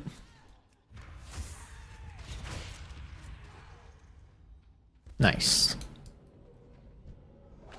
Yeah, like that didn't feel too bad because I was just focused on the one target, you know? It's not before my time. I've seen my cousin Vinny lost. Damaging an enemy will also apply Frostbite, dealing damage equal to 50% of their total hit points, or we can increase our critical strike chance by 15%. So we can just take off 50% of a target's hit points, or we can increase our crit chance by 15%. Man,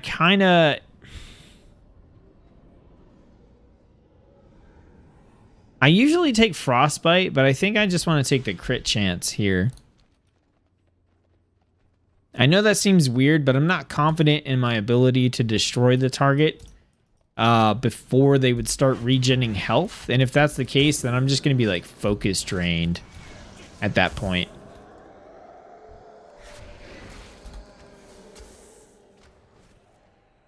And if I'm focus drained, they're just going to regen all their health back. Ugh, this looks not great.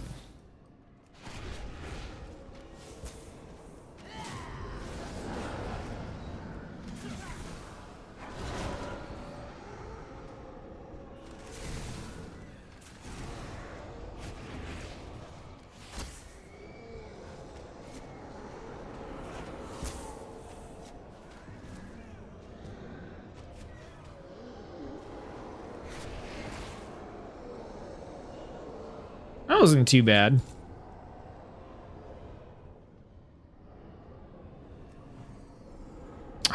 Got to be standing right next to one of these pools.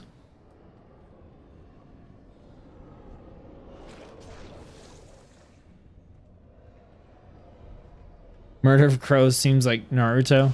That's okay. Genjutsu. Joshua Roberge. I'm not sure if that's how you say it, but Joshua, how's it going?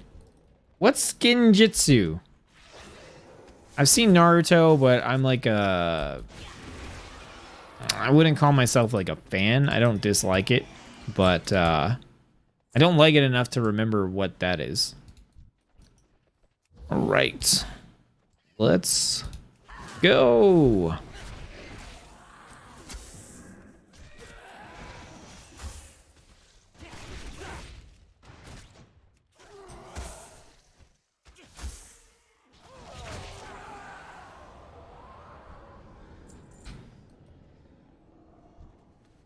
Illusion magic. Itachi uses it.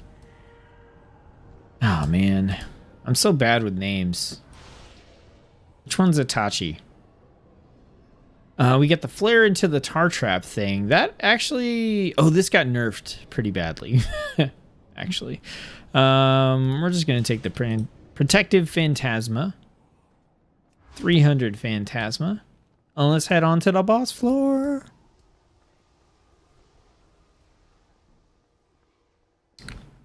Sasuke's brother, edgy guy who killed this... Oh, yeah. Okay. Gotcha. Arclight Alex, thanks for chiming in with the anime knowledge. I'm just really bad with names, and like I don't know. I think I was a little bit older when Naruto came out, and so it didn't catch me like some of the other stuff did. Let's see. I want to reduce the cooldown. How much anima power do we have? Or we've got Phantasma over 800. So we'll grab the cell. I do want to do the cooldown on exhilaration. That way I can heal my pet a bunch. Let's see. Increased health. We'll do that one.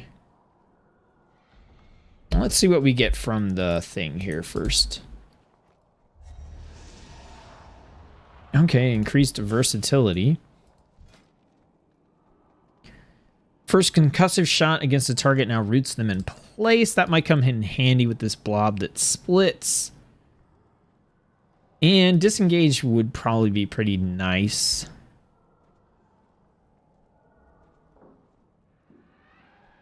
Okay, let's do that. And just on the off chance, we'll grab a potion. Just in case. All right, so we got the Maw of the Maw. That really just reminded me of a Limp Bizkit song, but we're not going to go there. Okay, let's do it. Let's get... gotta love spinning those globals.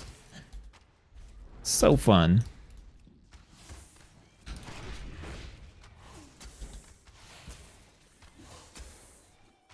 All right, how's our health looking? We're doing okay. I've been slowed. Devoured a portion of my Oberon armament. Oh, is he eating my anima powers? What? Is that what's going on?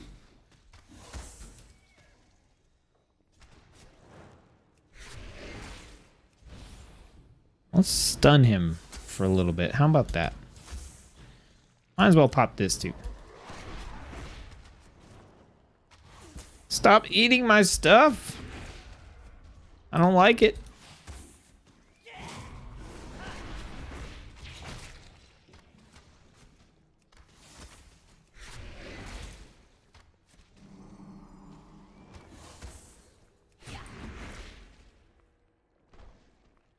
Okay, he spews back my Oberon armament. I don't even know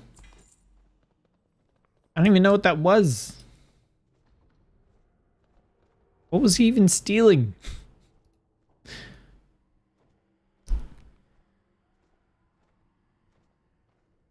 know we had the Venom, and I know the Obleron is like...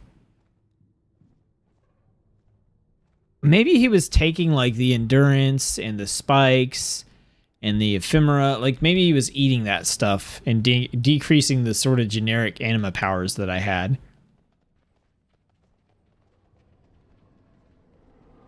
Is it Kid Rock? Yeah, it might be Kid Rock. I don't know. They're all the same. I'm just kidding. They're all too old for me to remember now. Dropping in a trap increases you and your pet's damage dealt by 25% for 10 seconds. Pretty cool. Stunning a target with intimidation increases your critical strike chance by 100% and critical strike damage by 100% for 6 seconds. Or when choosing this power at the start of each new floor, gain the effects of Bestial Wrath for 60 seconds. I like the trap boost. It's pretty easy to just drop a trap for no reason and then just get a nice boost for 10 seconds. And your traps... you can mix them up enough that you should be able to drop one pretty much as often as you need to on more powerful enemies or like a AoE pull or whatever. All right, that's the Beastmaster Hunter run. So it's very in the middle. I didn't hate it. I also didn't like love it. I think marksmanship by far has been the most fun specialization to run inside of Torghast. And maybe that's just because the playstyle is more my speed. You just kind of aim shot things into oblivion. It was better than Survival Hunter though, for sure. Just in the sense that some of the anima powers that we got there were actually just nice. They worked. They let you kill stuff faster, whereas Survival did not. And Joshua, that should kind of give you my my spiel on how I like Hunter. I really have enjoyed marksmanship a lot to the point that I'm considering it being one of my like Torghast mains, but Hunter overall I think is still very middle of the road in terms of enjoyment for me. I've never been a huge fan of Beastmaster. The coolest thing about Beastmaster to me is the fact that you get the exotic pets, and that's always nice, but I've never been able to like build the rotation enough to where I wanted to like actively play it aside from having the cool pets. Survival I've enjoyed, but they haven't really changed anything from BFA, and I thought BFA Survival was worse than Legion Survival. Legion was kind of when I really liked it the most recently. And since nothing has really changed from BFA to now, it's still kind of like, I've played this for, 4 years, basically. 2 years is kind of like a worse version, but 4 years of like the same thing. So I'm not like super excited to play more of that. And they didn't do anything interesting with the anima powers to make me want to play it more. I think that Survival has some of the worst anima powers that I've seen so far in the context of playing within the first like 6 floors. Some of the anima powers they had, I thought like maybe as you progress and you get to higher tiers, they might be okay because there's more CC and more survival like healing type stuff, but I wasn't convinced. And then marksmanship has just been absolutely insane. They got a new talent called Deadeye, when combined with aim shot just makes for super awesome like aim shot, kill shot, it's dead. Aim shot, kill shot, it's dead. And their anima powers just make that whole loop like even crazier. So, yeah, that's I would say like, yeah, marksmanship is absolutely super fun. The rest of it, I kind of ruled Hunter out as a possible main Covenant specialization just because I only like one of the specs a lot. Even though I like it, and it's like probably top 5 in terms of specs that I'm having fun with, I don't like the other 2 enough to like... It's very important for me to be able to play more than one specialization of a class throughout the expansion, and that kind of has turned me off of Hunter a little bit. I'm still going to play the crap out of marksmanship and Torghast, though. All right, we're here for Protection Warrior. Pretty pumped about this one. There's a super cool build. They kind of messed it up a little bit, but I still really enjoy it. That I'm going to show off here. Make sure I didn't miss anything in here. Mona said the powers you are picking up is only for Torghast or for gameplay in general. So the powers that are in Torghast are only for Torghast. However, for some classes and specializations, a few of the Torghast powers are being turned into legendary powers as well. So there's a few here and there where you can actually get them as the effect on your legendary weapon, but that's not like for every single class or specialization, just some of them. Weebs help nerds. I'm both. Bow with the bow. Yeah. Yep, you got it. Okay, yeah, that's Kid Rock. Okay. Okay, so Prot Warrior. Here's what we're doing. We got our sword, we got our shield. We're good to go. This build, let me make sure it's right. We just hit shield slam a lot. And we'll see if the anima powers kind of change up what I want to do here. But this is pretty much... I do think that I would rather have... do I want Into the Fray? Or do I want Ravager?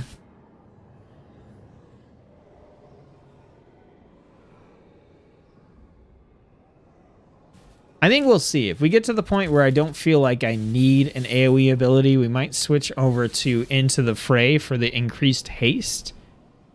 Or maybe we'll do it the other way around. Maybe we'll grab Into the Fray, and if I feel like I need an AoE ability, then we'll go for Ravager.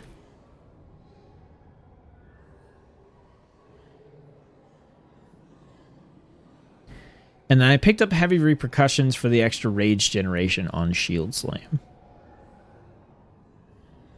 Unfortunately, they changed it so Devastator and Punish are on the same tier, which I really liked being able to grab these together.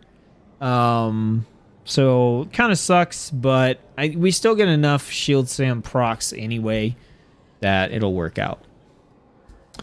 All right. Got our shield. Got our sword. Got our builds. We're going in. Melee. Woo!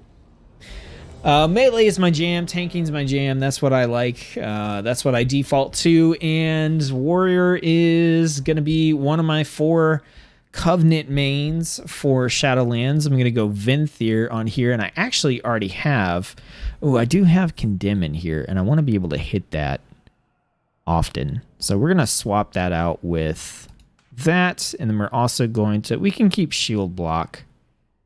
I think we can move Heroic Leap, and we'll want to put Victory Rush in there somewhere. I'm used to hitting Victory Rush on 4, so we'll do that. Throw Heroic Leap up here. We might want to ignore Pain, but hopefully we don't really need it.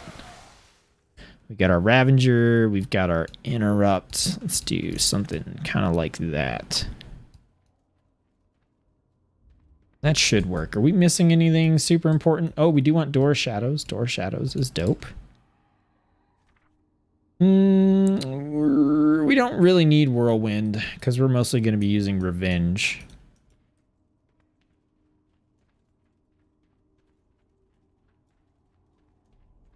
And we do want Demo Shout. And I don't have enough action bar spaces. And I think we do want Last Stand too. Not worried about Throw Weapon. Now, my warrior is actually in the middle of a quest within Torghast, so we're just going to roll in here. This is still going to let us do 6 floors. It's just kind of in with a quest as well. All right, so cooldown of Shield Slam is reduced by 25%. This build is all about slamming the crap out of everything with your shield, so we're going to take that. And before we get started, don't forget, hit the like button if you're enjoying the stream, enjoying checking out Torghast with me. All right, let's go.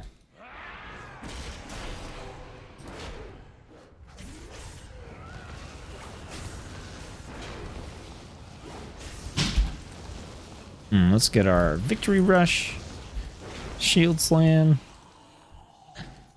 Oh, love it. Love it, love it, love it. Man.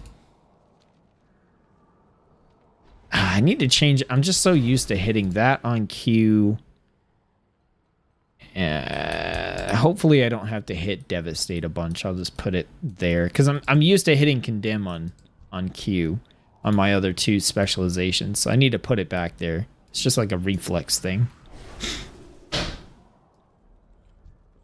Hello there. All right, so we shield slam, victory rush. We get out of that, and we shield slam.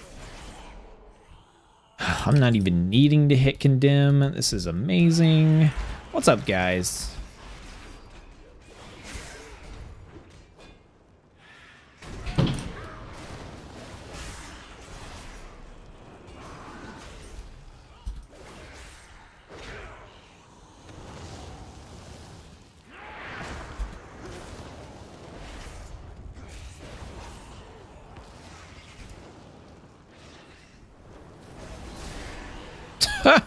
Oh my goodness.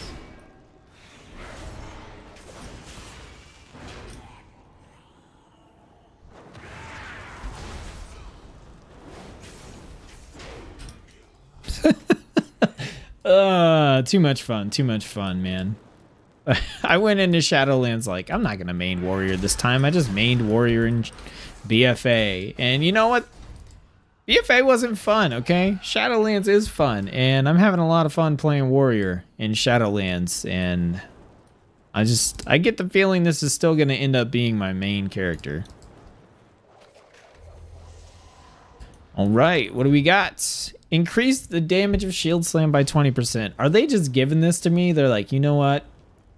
It's your last run of Torghast to finish out all the specializations. We're just gonna give you everything.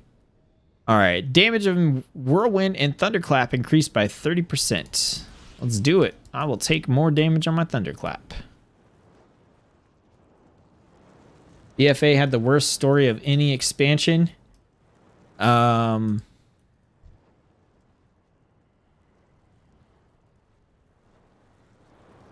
can't say I disagree. I was trying to think. I was like, man, there's been a lot of expansions. And yeah, I mean, me personally, I've never been one who's been super interested in the whole, you know, Horde versus Alliance deal. So that was especially uninteresting to me. Now let's get a Spell Reflect in there. There we go.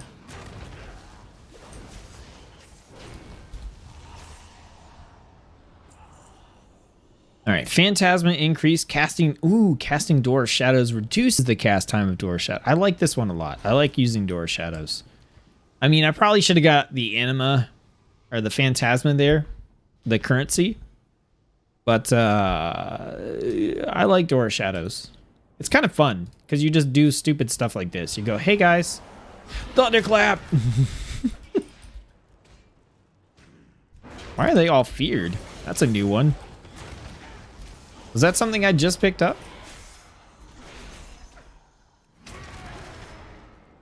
Ugh.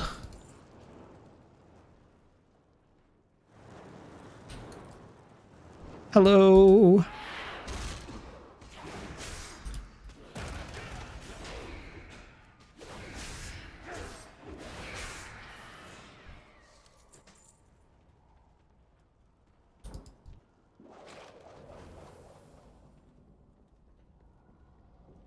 I apologize to all the range players out there. I know my energy goes way up when I play melee, but I can't help it.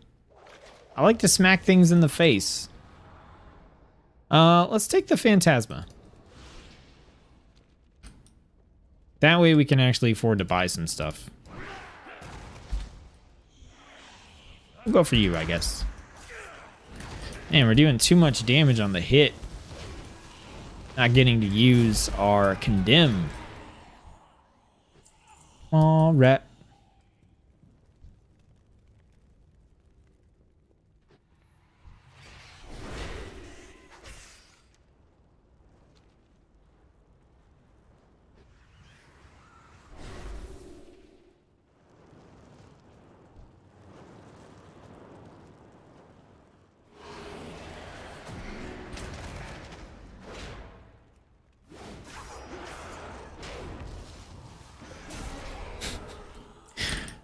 Too good, too good. Ooh.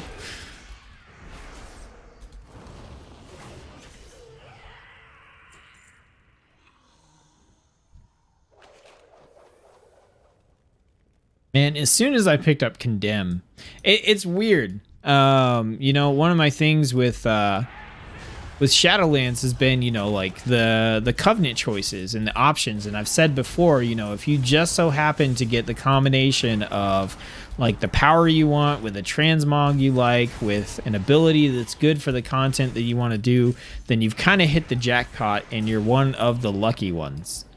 And I've said that a few times because, in my opinion, like that's really what has to happen for you to feel great about your Covenant choice. And in many cases on the classes that I've been looking at, that definitely has not been the case. Like I've looked at, for example, Rogue. My favorite Rogue ability is the one that the Necrolords have, but I'm not crazy about the transmog, the leather transmog for the Necrolords. And so, you know, and also that ability may not be the best one for content. I don't really know. But that's one of those situations where it's like I rolled the dice and, you know, I'm just kind of missing one aspect of things. And, but I guess the difference is that here on Warrior, I really feel like I just kind of hit the jackpot because, you know, I want to do Torghast. And Condemn is awesome in Torghast, and I like the Venthyr aesthetic for my warrior. The ability is cool. Like everything I kind of just hit the jackpot. I was like, I got a cool ability. It's good in the content that I want to use it for. And it also, the transmog looks cool. And I just know that is not going to be the case with so many other classes. I've been trying to go through on other classes and just pick like what I think is the Covenant I'm going to want to go. And I'm just like, I have no idea, you know, for whatever reason, I don't like this ability. I don't like these combos, you know, whatever the case may be. I know a lot of people are going to run into that situation. Unless Blizzard decides to change things.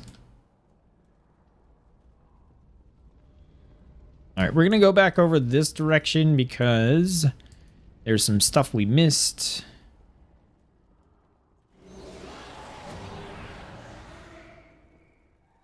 Dora Shadows, pretty sick ability. I didn't think it was that big of a deal, but it looks pretty cool. And it's pretty nice in Torghast specifically because you can get the cooldown reductions to it and make it do other stuff. You can do that with all the Covenant abilities, though. They all have some sort of anima power upgrades usable in Torghast.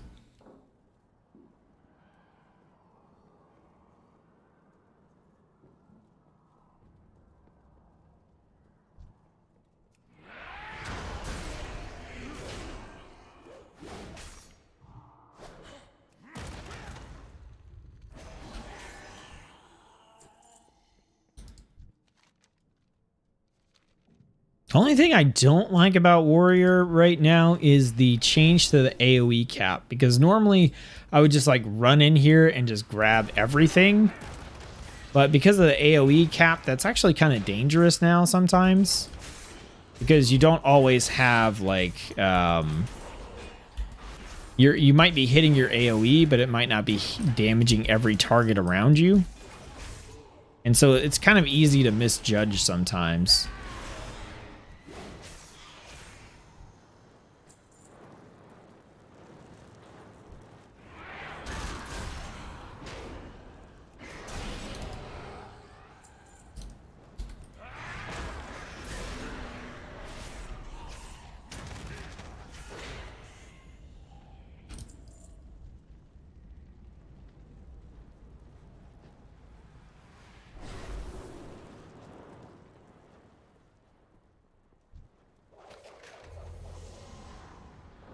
All right, Ignore Pain has a 20% chance to cast Shield Wall. Enemies affected by any of your shouts take 20% increased damage from all sources. Wow, that's kind of like just getting the talent for a demoralizing shout from an anima power. That's pretty sick, but it's with any any shout. That's actually pretty nice. Especially because with this build right now, I can't take... where'd they put it? Oh, Booming Voice here. Like, I could take it, but the Best Served Cold kind of works out a little bit better. But man, that's a pretty sick anima power, actually. Door Shadows increases your chance to dodge, I guess. Not super excited about it, but I'll take it.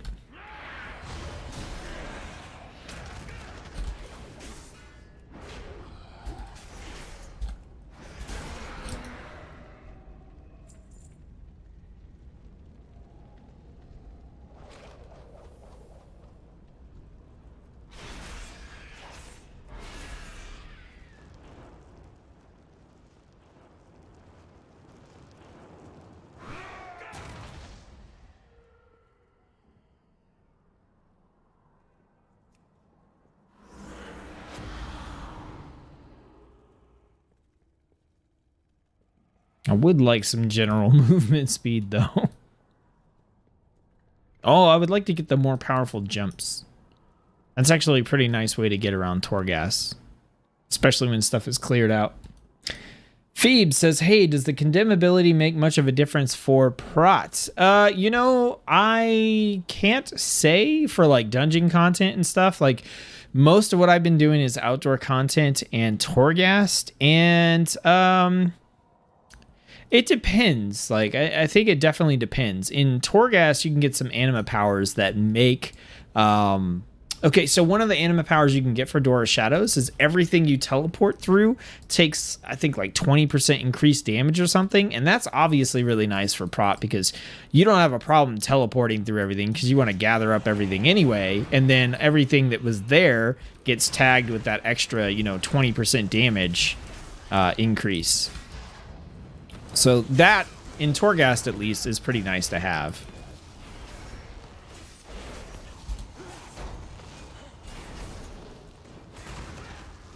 Oh, we got the 20% damage here. Increase, pretty nice.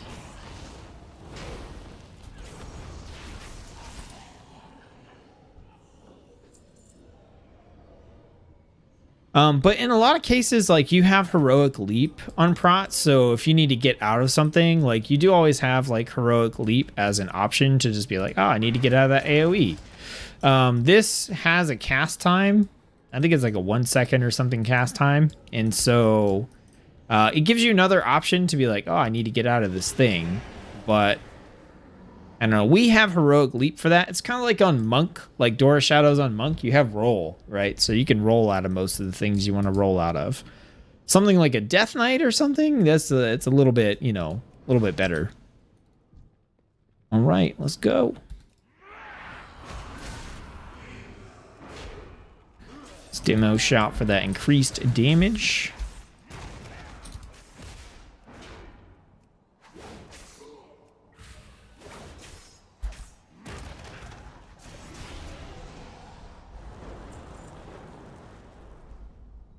All right, Whirlwind and Thunderclap damage. Abilities cost no rage. Mallrats explode. Let's keep going. Let's keep stacking up our Thunderclap damage. This would be a nice anima power. Maybe you like shift into like Avatar Thunderclap combo with something like this, where then you can just do these like powerful Thunderclaps all the time. Okay, so Prot seems more focused on durability, thinking of Venthyr for main, which I run as arms and prot. I like Condemn is actually disgusting. That's why I like Venthyr. Like the door is cool. I like the door a lot actually. But it's mostly for Condemn on Warrior, which is why I am... Oh, yes. Whirlwind and Thunderclap. Pull 3 random enemies within 20 yards to you. I love this ability. It's one of my favorite anima powers on Warrior, like hands down. At first, I was kind of like, I don't know if I like that. And then I started using it, and I was like, yes, please. So good.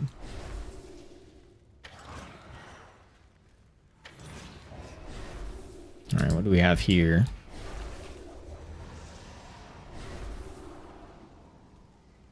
Okay, gain the Into the Fray talent. For real? Yes, and we could pick up Ravager if we... Oh, we could pick up Unstoppable Force. Oh, that's sick.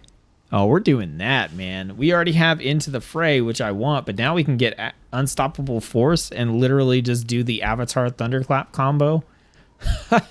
Oh, and we're going to pull stuff in with Thunderclap? Hell yeah, this is awesome. Okay, so we're sitting on 761. What do we have? Rage generation increased. Berserker's Rage. Abilities cost none. Okay, so we don't really have anything here. We're going to get both cells. We're going to grab the increased haste. I don't think we need to... well, mastery. Yeah, we'll grab the mastery. All right, and we'll save the rest. Actually, we'll get the anima cell. Why not? All right, so what do we get out of these? I told you to go away, man.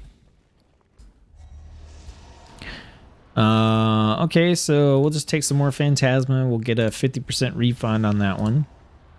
And heal for 50% of the damage dealt by Whirlwind and Thunderclap. Oh my goodness, it's all coming together. Bastion looked good for Warrior before the nerf of damage and AoE. Okay, so Spear of Bastion did get nerfed because it was absolutely insane. Even with the nerf, I don't think it's that bad. Like, that ability was disgusting. It did so much damage, it was stupid.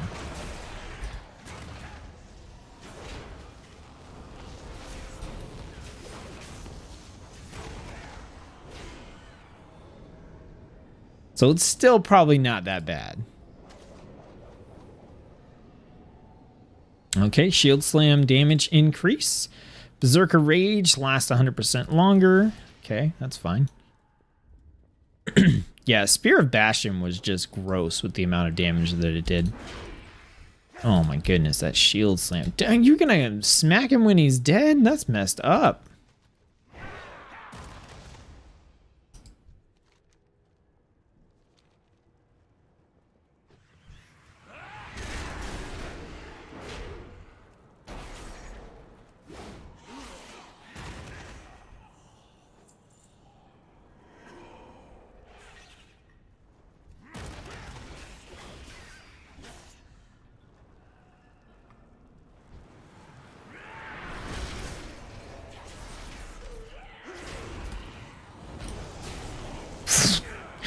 Whew. Okay, you guys. Prot is fun in Torghast. I am in. I'm 100% in. Hello.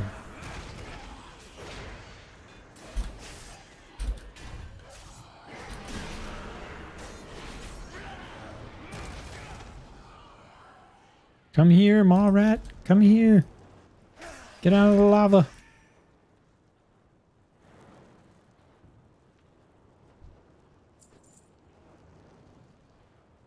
I was pretty convinced already about Warrior for potential main, and this run is just sealing the deal for me. Let's see how we do. Oh, this guy's still above 80%. Nice. Oh, let's do it. Let's do our Avatar Thunderclap combo here. Oh, let's get our shout going too. How dare you? How dare you?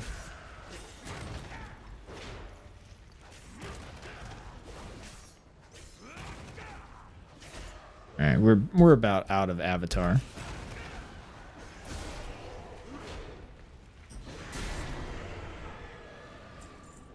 Just wrecked.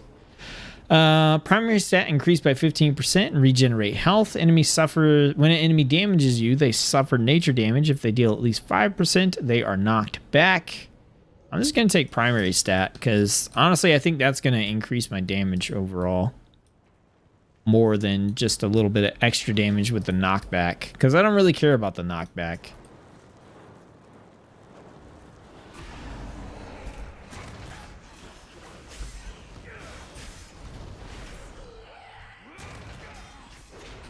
Ugh. Disgusting.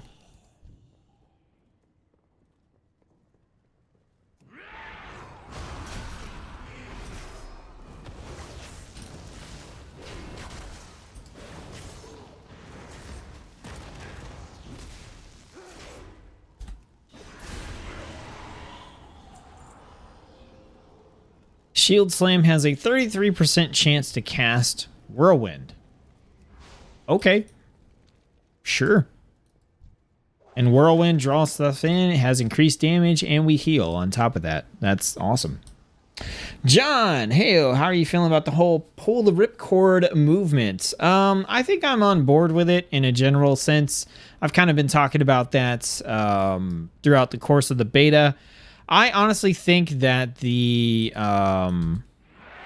perceived like advantages that Blizzard thinks are going to exist are not worth the irritation and frustration that players are going to feel by being stuck into a particular covenant.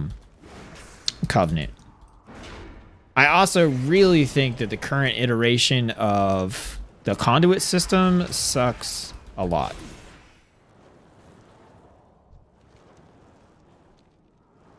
Mostly in the sense that it doesn't change with your specialization. So for those of you who don't know, like there's a system coming in Shadowlands. It's the Soulbind and Conduit system. So when you choose a covenant, you get to also choose a Soulbind, and you have like 3 options to choose from. And when you choose, you get to basically have kind of like a passive talent tree. And on top of that, you get to plug in these little like ability modifiers into the tree as well.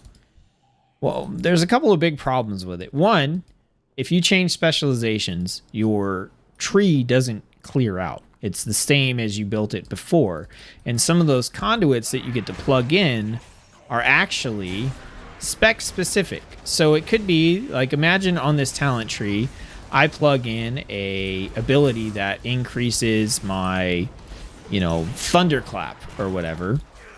Then I switch to Fury, and I still have that conduit in there that increases my thunderclap. I don't get to replace that with something else. I don't get to swap that in for something that's actually going to benefit me as a Fury warrior.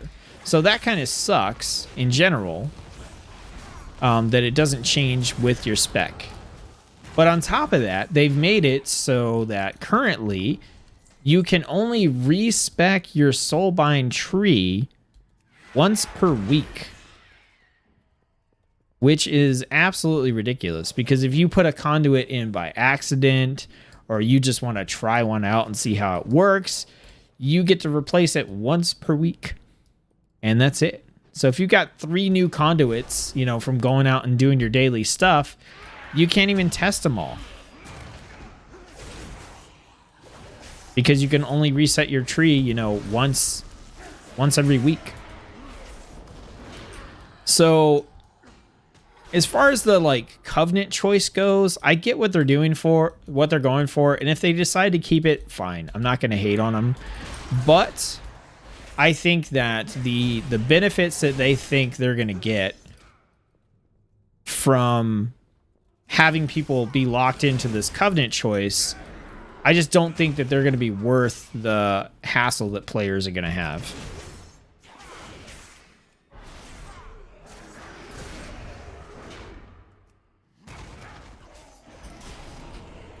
The Soulbind conduit situation, they need to fix it. Period.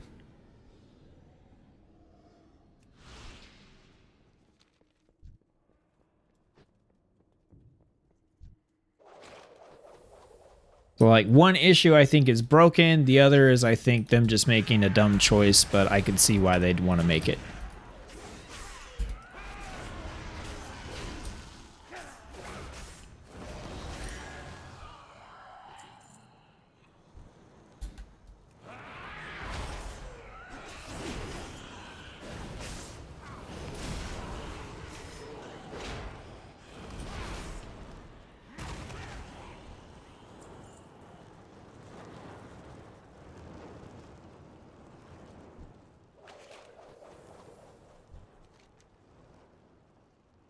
I'm not saying that I am, but people who like to min-max their purely DPS classes say mages are going to be highly restricted whenever there are nerfs or buffs to the specs they play. Absolutely, yeah. It's a super restrictive system. And I think that, I mean, just look at something like Druid, where you have 4 specializations.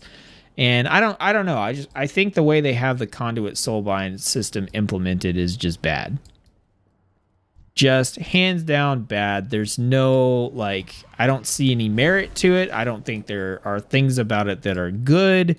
You know, if they go live with the current iteration of the system, I think it's just going to be a really bad decision, and they're going to end up eating it just like they did with Azerite gear. So hopefully they change that at a minimum. As far as locking you into a Covenant choice goes, I don't like it. I prefer that they did it where you could just like freely swap. At least swap the abilities that you have. Even if you're not fully changing your Covenant, you could just pick the, you know, the ability that you wanted to use. But if they don't do that, I don't think it's the end of the world.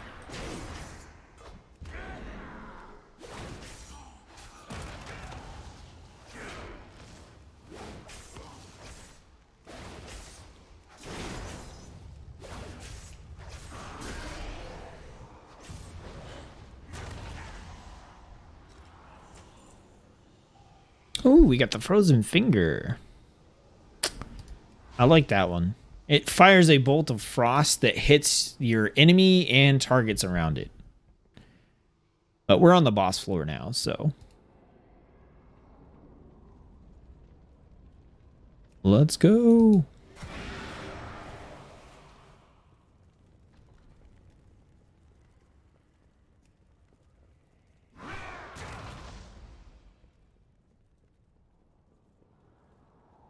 I think this boss looks so cool.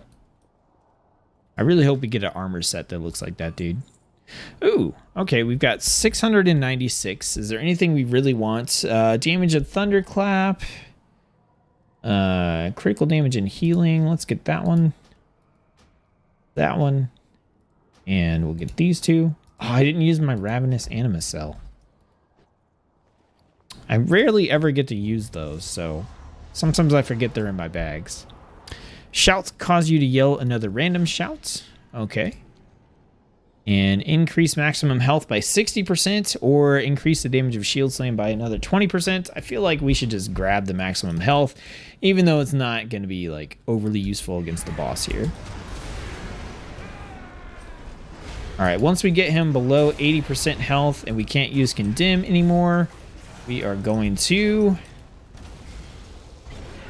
That didn't do anything. Okay, he's below, so we're going to go ahead and we're going to let our Thunderclap cooldown come back around. And then we are going to Avatar Thunderclap our way to victory.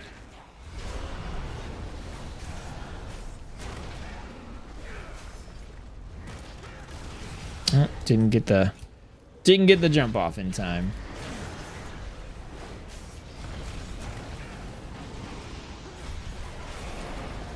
This guy's a little crazy.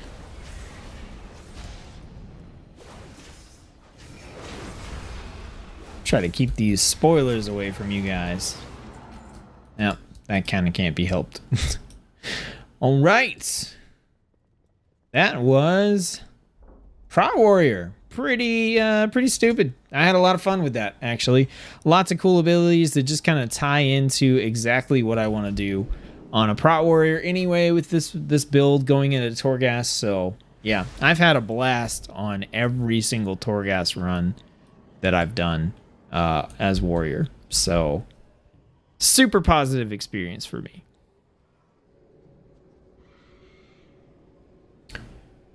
Let's see.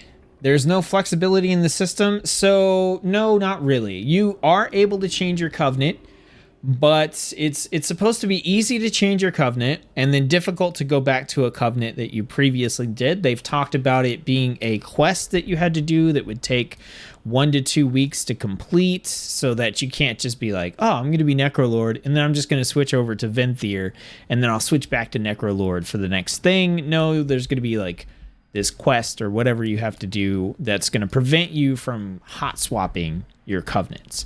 And like, here's the big thing. I'll log out and show you guys real quick. Because I got some characters and I can kind of show this off here. Let's get on Dwonk. Dwonk, the Dwarven Monk. This is kind of like a meta joke from the Discord community. But I don't think I've picked a Covenant on him. No, I haven't. Okay, so here's how this kind of works. I'll show you guys a couple of things. So first off, right, when you get in, you have a choice of Covenant. And each Covenant has a transmog set. They've got a mount. They've got a pet. They've got, you know, a bunch of different stuff that you can get that really is all like cosmetic, non-gameplay, non-player power affecting stuff, which is cool. I think this is cool. Like, they have a theme, they have a zone, they have a story, they have all this stuff that it doesn't matter what class or race or specialization you're playing as. It's just something you can enjoy. You can look at the Necrolords and be like, oh man, they're super undead. They're all about strength over everything. I like that, and I want to, you know, check them out. Or alternatively, you could go over here, you know, and you could check out the Night Fae. And the Night Fae have their own transmog. They've got their own mount and their own pets and stuff. And they're all about like nature and like causing, like nurturing things so that they can return to the cycle and like all this kind of stuff. And like thematically, okay, maybe that's what you're into. And each of the specialization or each of the covenants has something like that going on. They have a story, they have a look, they have cosmetics, all that kind of good stuff. And I think that's great. And I think if they have you choose one of those on your character and you're basically stuck with it, that's fine. If you can leave it and try a different one because maybe you get into it and you're like, I don't really like this, I want to try something else, and then it's hard to go back to that, that's also still fine, like in that context. But the problem is that every one of these specializations also comes with two abilities, right? They have a ability that every class, specialization, whatever gets. In the case of the Kyrian, you get the Summoned Steward. And then they also have a class ability. And these class abilities are not created equal between covenants. So like this Weapons of Order ability for the monk is super mathy. Like you cast it, it gives you a big damage boost. It's actually probably really good on single target, right? It's a good ability to cast when you're fighting like a single boss because it gives you that nice damage boost. And if you can sit on one target and just use it a bunch, then awesome. But if you go over to the Necrolords, they have this Bone Dust Brew ability that throws some dust on the ground, and all the targets within that area have a potential to get struck a second time by your abilities, right? And I'm simplifying this for the sake of example. Like, here's an ability that on single target may not be the best thing in the world. It's usable for sure, but in an AoE situation, you're going to get a lot more out of it, right? Because you're going to be doing your spinning crane kicks and your Fist of Fury and having a chance to hit everything that has this Bone Dust Brew additional times with each ability, right? So what happens if you're in a raid and you really need that single target damage, but you're on the Necrolord faction and someone else is Kyrian and has that nice ability? Or what if the person who is playing as a Kyrian monk wants to go into Mythic Plus, where like having this additional AoE is going to be really nice? Now you're just kind of locked out. You can change covenants, but with like a 1 week cooldown sort of thing in between doing that, you can't just switch back and forth based on what you want to do when you log in that day. And that's where I'm saying, like, the covenants themselves, the transmog, the pets, the mounts, the story, the renown system where you're kind of building up their base again, all that stuff, I think it's totally fine for them to lock you into it and make you make the choice, right? It's a role-playing RPG choice. What I think is that attaching these class abilities to that and making that a choice that you're stuck with, I could see why they would want to do it, but I don't think it's a good idea. I think that this feels bad if you make it a choice that you're stuck with. Everything else feels fine. So I think these class abilities should do something else with them. I don't care if I have to get, I'm already choosing to go Venthyr on my warrior, and it's because of the ability, but it's also because I like the transmogs that they have for warrior, right? So it's just like, it all kind of works. But on my monk, I haven't been able to figure out what covenant I want to go, because there's almost no situation where I like the ability and like the transmog, or like the theme, or feel like the theme of the covenant matches like what I have in mind for like my monk and why my monk would join this particular covenant. So that's one of the issues. And then the other issue is actually the Soulbind system. And I can show this to you as well, because I have this on my warrior, and I can show you guys like actually in game how this works. And I know I'm going off the deep end here talking about this kind of stuff, but that was the last of our sort of like spec Torghast runs here. So you guys have questions about this, and this is actually what I think is like one of the most important things currently that Blizzard needs to get right before they launch in October. For me on my plate, there's two things they need to get right. The Covenant Soulbind conduit system and the difficulty levels of Torghast. Those are the two things that I'm the most concerned about. And the second one is just because I want to play Torghast, right? So I want to make sure that the content is good there. And I think I can actually show the Soulbind. I thought I could show it. I thought I could pull it up somehow. Oh, it's on this thing. Here we go. Yeah, okay. So we'll get over here and I can show you a little bit more in detail, like at the actual the location for Venthyr, but this is the Soulbind system.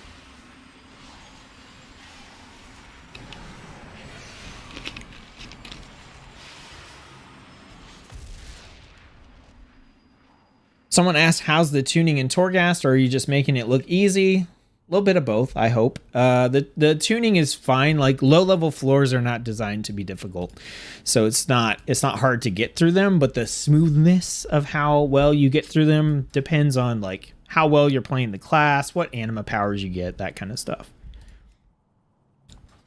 Okay, so taking a look at the Soulbind system. So I have one of the Soulbinds unlocked. The very first one that you get. The rest of them you unlock through continuing the campaign for the covenant you're in. Also, normally you're not going to have all these unlocked. This is a beta thing. What happens is you start with this first row up top, and then as you gain renown with your covenant, which I don't know if we have, I don't think we have the menu for that on here, you'll start to unlock more of the rows. So I think when the first raid comes out, you're not even going to have like a full tree, I believe. So when you get into this, there are spots on the Soulbind tree that are specific to this Soulbind character, Naja. They're going to be, if you go to Theatar, the Mad Duke, he has different ones as well. And then General Draven has different abilities as well. So on each of these, you can see there are spots that are already filled in. And this is where you pick a power that's kind of thematic and it matches the character that you're soulbound with. So in the case of Naja here, at the first row, you can choose Door of Shadows, disorients all nearby enemies at the target location for 6 seconds when you appear, which is what was happening in Torghast that I was a little bit confused about because I forgot that I had this. Or you can choose that Door of Shadows will increase your movement speed by 40%, decaying over 6 seconds. So when you first soulbind with Naja, you get to pick one of those. The next little section here is you're actually choosing a conduit slot, right? And these conduit slots, there are 3 different types. There's potency, endurance, and finesse. Okay? Potency affects the damage that you do with your weapons, your skills, your abilities, whatever. It's your DPS style abilities. Endurance is survival, it's tanking, it's protection. Finesse is utility. crowd control, that kind of stuff.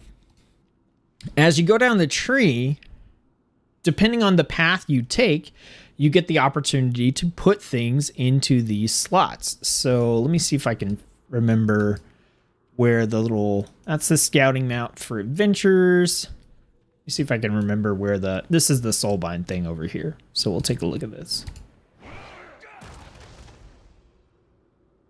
These are also different per covenant. Yes, absolutely. So, and I can show you another one as well after I get through the explanation, but these are for the Venthyr. So you choose a covenant, right? You get all the transmog stuff. You get the covenant ability, which for Venthyr, the one that I'm on right now, is Door of Shadows right here, or it's just my little teleporty thing. So that's the one that everybody that joins Venthyr gets. And then as a warrior, I get access to Condemn. That's my class ability.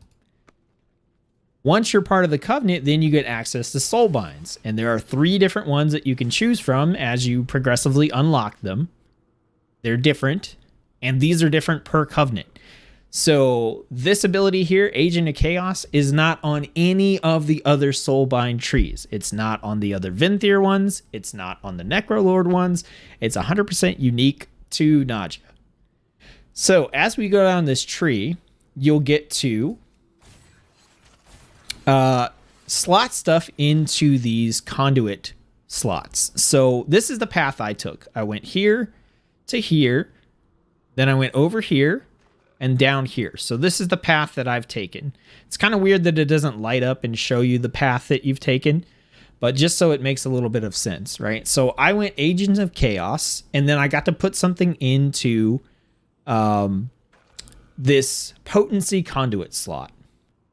Then, no matter what path you take, you get this finesse slot. Then you get friends in low places. Then you have a choice again. Do you want to go for the finesse conduit slot, the potency one, or the defense one, the endurance one? Then depending on which one of those you pick, you then land in one of these abilities that's specific to Naja again. Then after that, everybody comes back together for this potency slot, and then you have the final ability on the tree, right? So if we look at Theotar, who has no conduit slotted in, right? You're going to pick something here, then you get one of these. Everybody gets this one. You pick one of these. That gets you one of these. Everybody gets the endurance one here. Then you split again, and you come back down, and you get Wasteland Propriety as the final thing on the tree, no matter what path you've taken. Right? Just looks like a talent tree. Conduits are one-shots like artifact relics. They were in a previous build where you got one, and if you replaced it, it broke. They changed it now so that there is a...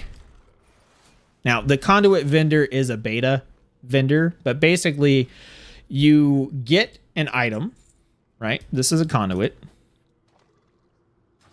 So you will pick something like this up. So this is Stalwart Guardian, item level 155. The cooldown of Shield Wall is reduced by 40 seconds. Using it adds the conduit to your collection at the Forge of Bonds. That's what this thing is. So when you use this, it adds it here. So originally they had it so when you put a conduit in and you replaced it, it would break the old one. Right? Now the way they have it is when you unlock it, you have it unlocked forever, but you're able to find them at different item levels.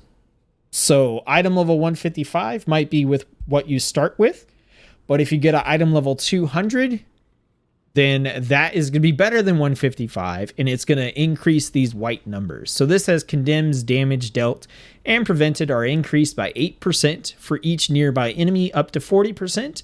If you get the 200% one, it might say damage dealt and prevented are increased by 20% for each nearby enemy up to 100% or something. Those numbers change based on item level. So as the expansion goes on, new patches come out and everything, you'll be able to find more powerful versions of the conduits you already have, but once you unlock them, they're just good. You don't have to constantly find them if you want to change up your build. Now, this is what I meant by the issue with the conduit system that I think is just bad. Okay? So right now, I have, let's see, what do I have? Okay, right here. This is pretty good. And this one too. We'll look at this one here. So Show of Force. This is a potency conduit in a potency slot. It says Revenge increases the damage of your next Thunderclap by 20%. Not bad. Pretty good for Prot Warrior, I think. You know, I like it. It's one of the options I had under potency. And you can see right here, it's kind of grayed out because I picked this one. So what happens if I switch over to arms? Okay. We're going to switch to arms. And I'm going to show you guys. We're looking in the book here. Everything is in alphabetical order. We got Pummel, Rallying Cry, Shattering Throw. If we go over here, we've got Overpower Skull Splitter. You know what's not in here? Revenge. Because Arms Warriors don't have the Revenge ability. You know what happens to this conduit tree? Nothing. This ability is still in here, and it literally does nothing for Arms Warrior. It says Revenge increases the damage of your next Thunder. Well, I'm never going to hit Revenge on an Arms Warrior, so this conduit is totally useless.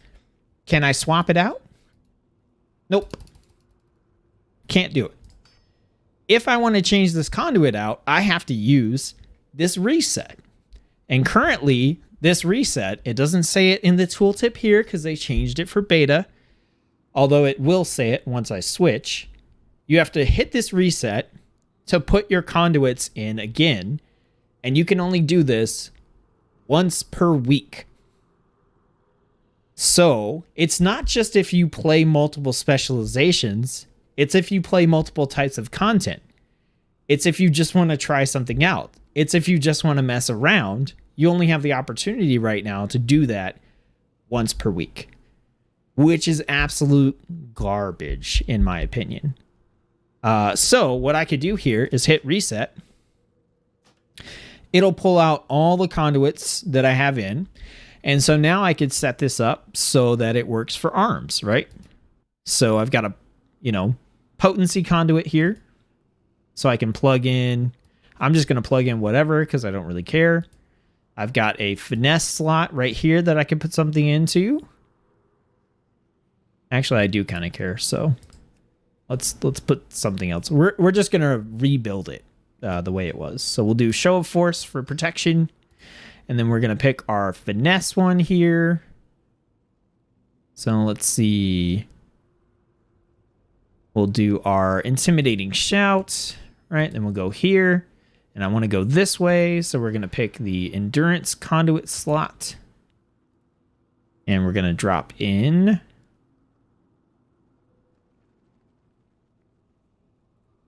victory. And then we're going to pick dauntless. And then we're going to drop in another potency here. And this time we're going to put our condemned damage. Sure, whatever. Apply conduits. Boom. Now we have everything again. And I can reset my conduits in 7 days. Athene says, blah, that's disappointing. I know. Do we know how many different conduits there are? This is basically what there is for Warrior at the moment. So if you look at this in the potency section, you're going to have some that are generic for the class. So like Ashen Juggernaut and Harrowing Punishment are both generic to the class. A lot of times these are going to modify your Covenant ability. So in the case of this, both of these are modifying Condemn. But then you're going to have a lot of potency conduits for your DPS specialization. So arms and fury, if you're on a warrior, if you're playing on a druid, you'll have a lot of feral and balance ones in here.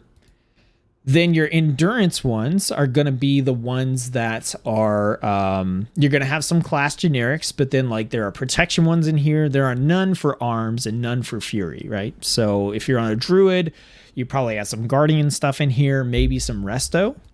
And then finesse, it's the same thing. Usually the finesse ones, because they're associated with your like crowd control and utility abilities, a lot of those are available to all the specializations. So a lot of these abilities are just kind of broadly available to everyone. But warrior is one of the specialization, or one of the classes right now that actually has quite a few of the conduits built out already. Some classes have still been missing some, and they're like not yet implemented.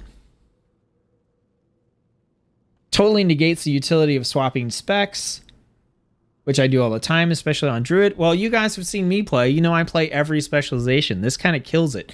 Now, one of the things that Blizzard has said is, well, just have, you know, this one is arms, this one is fury, and this one is protection. Because you can hot swap these, like which soulbind tree you have. You can swap these all day as much as you want to. And it's like, really?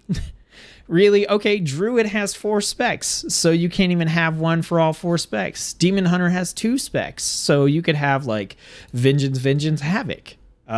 If you're playing something like Outlaw, or you're playing something like Rogue or Mage, where you're just trying to do DPS, one of these is going to be better for DPS. So it's like, okay, you know, this one's Fire, this one's Frost, this one's Arcane, but really this one is the one that is the best for DPS. So it's the one I'm going to want to use all the time. That's been one of the things that they've said as like a solution to the problem that most of the people that are playing and are in the community have been like bringing up. Like, this is an issue. It needs to be corrected. Something needs to be done. So, like I've been saying, I'm okay with being locked into a covenant. For the transmog, for the theme, for everything here that's going on. I'm okay with all this. I think the abilities should be more like a talent. But if they don't do that, it's not the end of the world. It's going to suck sometimes. And that's the big thing, is I feel like it's going to suck sometimes. And it'd be better if it just didn't suck. Anytime. But if they want to stick to their guns, it's not the end of the world. This conduit system, though, this is hot garbage, and people are not going to like this in its current iteration. So we got 2 months until launch. Hopefully, beta testers and people on forums and stuff can convince Blizzard to listen and to fix this.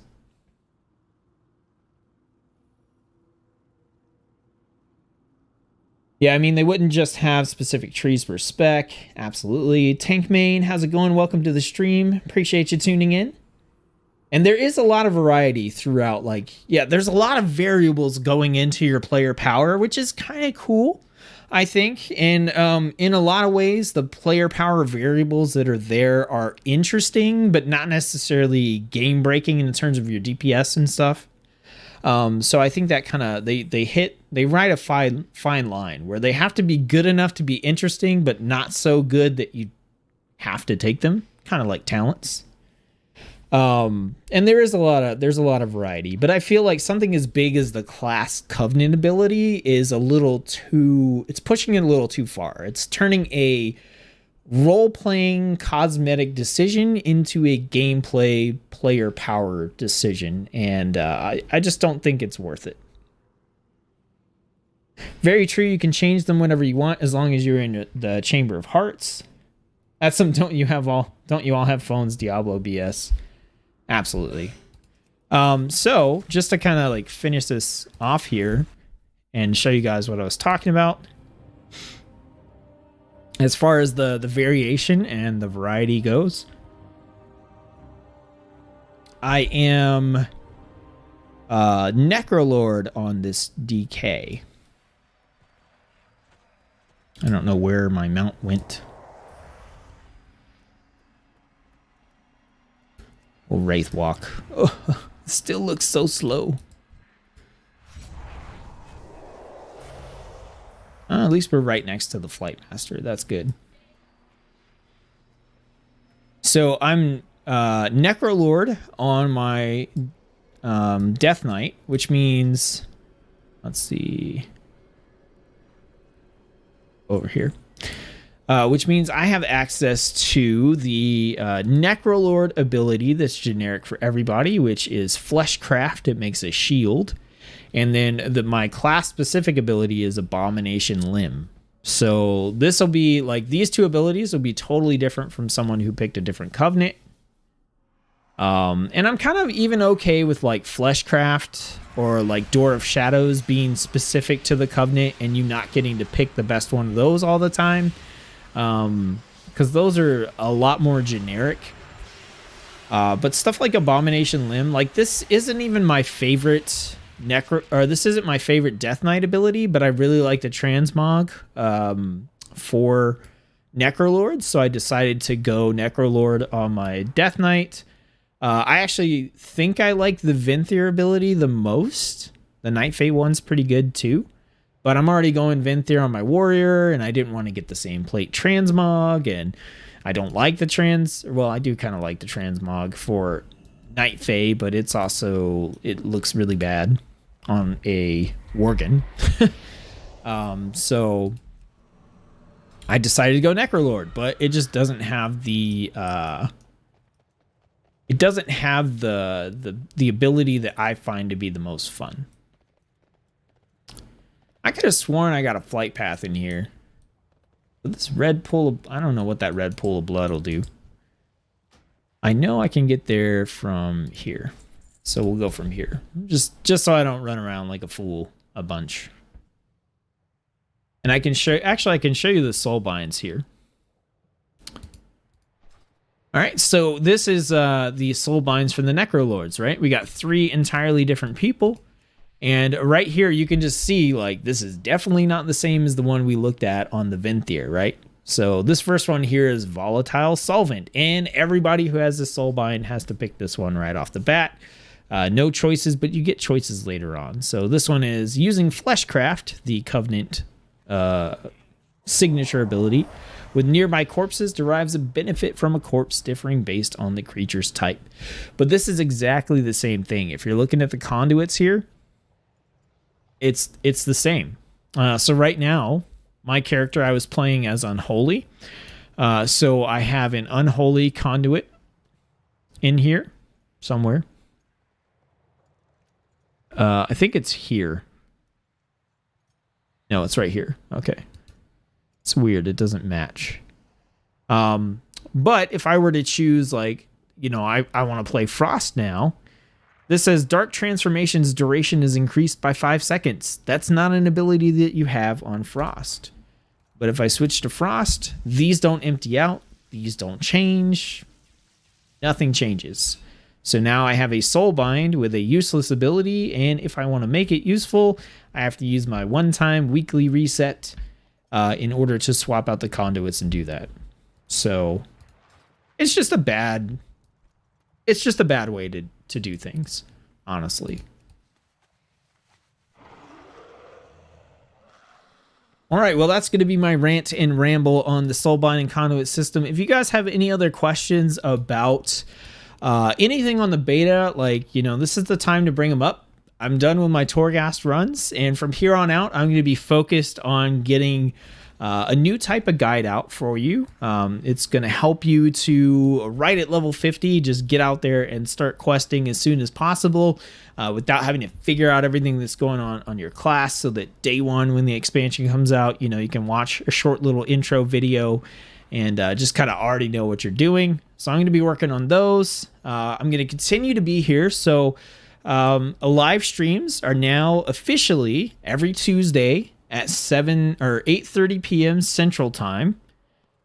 So I'll be here every week with a new Shadowlands live stream for as long as I can. When the pre-patch comes out, might do a little bit of that as well. And just a reminder to everybody, check all the links in the description below. I'm going to do my spiel here, and then we'll check chat and see if you guys have any questions. But in the description below, we got links to the Discord, 80 strong and growing, having a lot of fun there. Got a link to my Twitch channel where I stream stuff that isn't World of Warcraft. And we got a new Path of Exile expansion coming out here mid-month. So I'm probably going to be messing around playing with that over on Twitch. So if that's interesting, head over to that link and drop a follow on there. I also got links to Shadowlands beta playlists, as well as my Torghast playlist with my other runs. I've now officially done a run with every single specialization in Torghast up to floor 6. So if you're looking for it, it's in there somewhere. And then also got a link to my Patreon, which is getting a big upgrade this month, including Patreon exclusive live streams every Friday at 8:30 p.m. starting this Friday. The first stream that I'm going to be doing is a behind the scenes look at creating this new series of guides that I'm going to be putting out on YouTube. So if that sounds interesting, hit the link, support the channel. I also got my new website in there that'll tell you more about those streams. Just hit the link to check out the epic live streams. That's what those are called. And yeah, give those a look.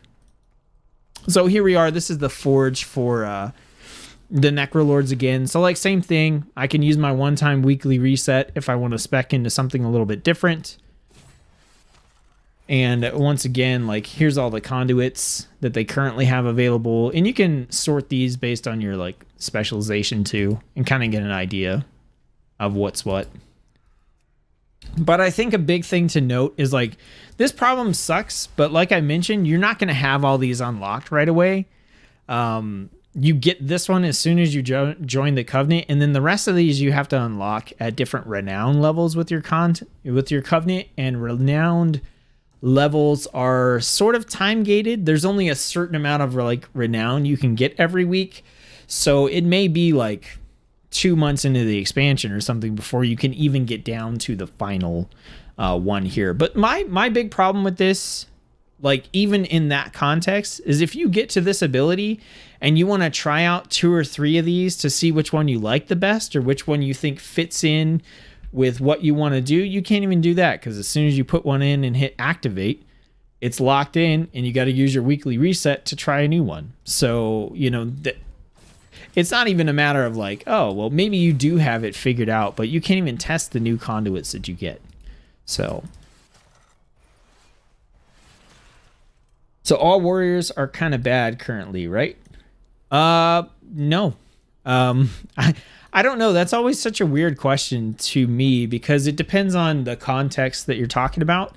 I tend to gauge things based on how much fun I'm having, and I'm having a lot of fun on warriors. So I personally think that warriors, like all the specializations, are fun and they're good, but I'm sure there are people out there that are looking at mythic raids or super high end like mythic dungeons or maybe PvP or something that think warriors are complete trash. I honestly don't know, but for me, I'm having a lot of fun on warrior. I'm enjoying it a lot. Guides are amazing. Keep up the good work. Thanks, you guys. I appreciate it. Y'all don't forget to throw a like on the video if you are, you know, been having fun in the stream and, you know, learning things, enjoying yourself. I want to invite you all to come back next week, 7:30 on Tuesday, again, for another live stream of Shadowlands. The next things that I'm going to be doing on the live streams is we're going to be checking out the Covenant abilities, the Soulbinds, the Legendaries, kind of diving into all that extra stuff as well, and maybe trying to use those in some content as it's been a little while since I last looked at Legendaries and stuff like that, and we've had some upgrades, some changes, some nerfs, and I'm going to be looking at potential like actual builds for things that I want to do based on Covenant, Soulbind, Legendaries, all that kind of good stuff. And if there's any content in particular that you guys want to see, I'm totally willing to, you know, do a repeat of a Torghast run or that kind of stuff. Also, Agi, who some of you guys will know, is probably going to be doing some co-op stuff with us or with me. So we'll have like a 2-person Torghast run featured on at least one of the streams, maybe a run or 2. We'll see. She's struggling with the default UI. I make it look easy, but that's going to be fun too. Costa Rica. Awesome. Thanks. Appreciate it. Is the Mass Reflect Legendary same as PvP talent for Prot Warrior? I am not sure. It's actually really easy to look at legendary powers, though, at the moment, and to craft them. So I'd be more than happy to check that stuff out for you guys on a future stream. I want to look at them myself. And now that I've got a better feel for how like Torghast plays, how the specializations feel in there, and that kind of stuff, and Blizzard has had a chance to change a few things, I'm actually interested to revisit some of the legendaries that I looked at earlier as well, and kind of just see you know, which ones I'm excited about. I know I have one legendary I know I'm going for Shadowlands, like one specific one, and it's for Mistweaver Monk. And that's the only legendary that I have locked in. Like right now, I'm like, yes, that is the one that I'm getting. And it's the one that just makes fist weaving awesome. I believe we still have our big, like, Tauren dude around here somewhere. Professions, test resources. Yeah, here he is. So yeah, to check out legendaries, all you got to do in beta right now is just queue up. And then this will take you in to see the jailer. There's a vendor there that has all the materials and everything so that you can craft one. Oh, maybe not. Maybe they took him out. Oh, okay. So it's just gonna... Oh, they... Huh. That's weird. I'll have to figure out where to get the ability from. But you can look in here and see all the different powers. So like right here, spell reflection lasts 200% longer and applies to your party. So that's the spell reflect one that you were asking about there. So Raven, hey. All right, you guys, I'm going to take off for the night. I appreciate everybody tuning in. Once again, tune in next week. Check the links in the description below. I'm telling you, it's going to be a blast over on the Patreon stuff. I'm not going to harp on this all the time. I really just want to get the news out there because this is totally new, something totally different. And it's really exciting. And I just want to make sure everybody knows about it and has a chance to be involved if they want to. Thanks, everybody, for all your other non-Patreon style support, likes, comments, subscriptions, sharing videos, all that kind of good stuff. Hope you guys are excited for the upcoming guides for Shadowlands that are going to get made. I'm pretty pumped to be back into that flow of making videos, but I've been enjoying the live streams. You guys have been absolutely crushing it, tuning in, chatting. It's amazing to me like how much the live streams have grown since even 6 months ago. So man, I cannot thank you guys enough for tuning in and being a part of this. I hope you're still here after the beta. You know, we'll see how that goes. I know a lot of people tune in because they want to watch the beta, but hopefully you're having fun. You know, with me too. And yeah, so hope you're having fun in whatever it is that you're doing. For all you guys who are on the Discord, I'm going to pop in there after the stream. So I'll see you then and chat it up with you. And as always, I'll see you in the next stream. Peace. Bye, Mona. Thanks for tuning in and chatting. Appreciate it. Hope to see you back. Norway. Awesome, man. I'm always happy to have new viewers from all these different countries. It's like super amazing. I've got Sweden and Norway and Scotland, Ireland. I don't remember. Andy, you can stab me. I already forgot. I think of you and all I think of is bobbins. And then I lose all sense of where you're from. All right, guys, I'm out. Have a good one, and I'll see you back here next week. Scotland. Aggie's got me. She's like, it's Scotland. I can't. I don't have that accent. I'm going to have to get training. All right, for real. Bye.